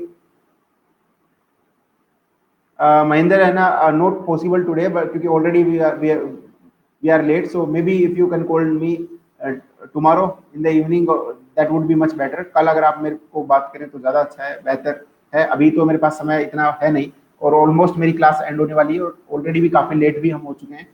सो मैं बात कर रहा हूँ, धारा 144 लगवानी हो तो धारा 144 पर्टिकुलर स्थान पर लगाई जा सकती है, पर्टिकुलर व्यक्ति के खिलाफ लगाई जा सकती है कि आप इतना मूवमेंट ना करें, पर्टिकुलर जगह पर जाने के लिए या उसके ट्रांजिट को रोकने के लिए लगाई जा सकती है। जैसे अभी कोविड-19 के समय विभिन्न क्षेत्रों में लगाई गई, उसके मूवमेंट को रोका गया, तो ये धारा 144 लगाना भी एग्जीक्यूटिव मजिस्ट्रेट का कार्य है। इसके अलावा कोई भी कोग्निजेबल ऑफेंस है जो घटित हो सकता है, पुलिस अधिकारी को लगता है कि यार ये आदमी कोई ना कोई अपराध कर सकता है, तो 151 में उसको हम बंद कर सकते हैं। धारा 149 से 152 में पावर दी गई है पुलिस के पास में। और धारा 197 में जो है सीआरपीसी की, वो हमें एम्पावर्ड करता है जजेस को और पब्लिक सर्वेंट्स को कि हम कोई भी काम गुड फेथ में करते हैं तो बिना जो है मंजूरी के, गवर्नमेंट की मंजूरी के हमारे खिलाफ में केस नहीं चलाया जा सकता। तो ये प्रोटेक्शन हमें इसमें मिलता है। देन आईपीसी के कुछ सेक्शंस है, जैसे 141 है, ये अनलॉफुल असेंबली के बारे में कहता है कि 5 या 5 से अधिक व्यक्तियों का सामान्य आशय या कॉमन ऑब्जेक्ट अगर ये हो, 5 उसमें होते हैं नॉर्मली, मान लो वो गवर्नमेंट ऑर्डर को नहीं मान रहे, लॉ को एग्जीक्यूट करने से मना कर रहे हैं, किसी की संपत्ति को फोर्सफुली एक्वायर कर रहे हैं, इलीगल जो है उसको किसी कार्य के लिए बाध्य कर रहे हैं जो उस कार्य को वो करने के लिए जो है बाध्य नहीं है, तो ये, और फोर्स के द्वारा या उसको जो है रोक रहे हैं जबरदस्ती, तो वो अनलॉफुल असेंबली हो जाएगा। तो उनको पनिशमेंट होता है उसका 143 के अंदर। 149 में हम उसको जो है देखते हैं, 146 से लेकर 150 तक जो है पावर ये इसी संबंध में दी गई है। देन 186 से 189 में पावर दी गई है कि लोक सेवक को अगर कोई बाधा पहुंचाता है एग्जीक्यूशन करते हुए लोक में, या उसके आदेश की अवमानना करता है या ऑर्डर की अवमानना करता है या उनको चोट पहुंचाने का प्रयास करता है, तो वो सेक्शन 332, 333 में दिया गया है। इसके अलावा कोविड-19 के संबंध में 269, 270 आईपीसी के सेक्शंस है। कोविड-19 जो है महामारी है, और महामारी अगर उस टाइम पे कोई नेग्लिजेंटली महामारी को बढ़ावा दे रहा है या डेलिबरेटली बढ़ावा दे रहा है, तो उनके लिए अलग अलग सजा का प्रावधान 269, 270 में दिया गया है। सो फ्रेंड्स, ये हमारी क्लास के कुछ जो है इंपॉर्टेंट टॉपिक्स थे, इंपॉर्टेंट चीजें थी इंटरव्यू के संबंध में। आईपीसी सीआरपीसी को मैं ज्यादा डीप में नहीं पढ़ा सका क्योंकि ऑलरेडी वो अपने आप में काफी बड़े हैं, लेकिन मोटा मोटी मैंने सिर्फ आपको आइडिया दिया और आपको इतना भी पर्याप्त है, सिर्फ आप मेंशन कर दें। ज्यादातर साथी जो है एक जनरल सा आंसर देने वाले हैं, तो उससे कहीं ज्यादा बेहतर है कि आप एक सदा हुआ आंसर दें और जिसमें सेक्शंस भी हों, कुछ फैक्ट्स भी हों, और ऐसा लगना चाहिए कि बंदा तैयारी करके आया हुआ है। तो फ्रेंड्स, आज की जो हमारी कक्षा है वो यहाँ तक ही है और हम जो है इसको यहीं पर समाप्त करेंगे। अगर आपकी कोई स्पेसिफिक क्वेरी हो तो आप मुझसे पूछ सकते हो। अभी कोई अगर आपके प्रश्न हो तो 5 मिनट मेरे पास है, यू कैन आस्क मी।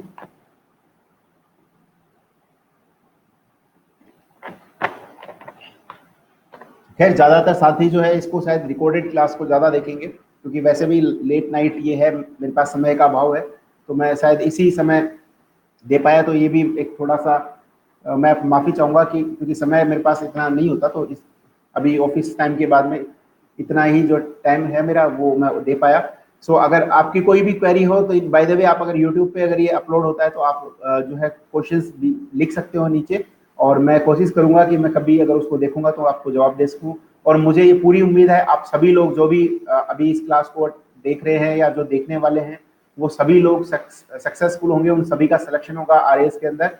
और ये मेरी शुभकामना है, और इसी के साथ मैं आज की कक्षा को यही विराम दूंगा।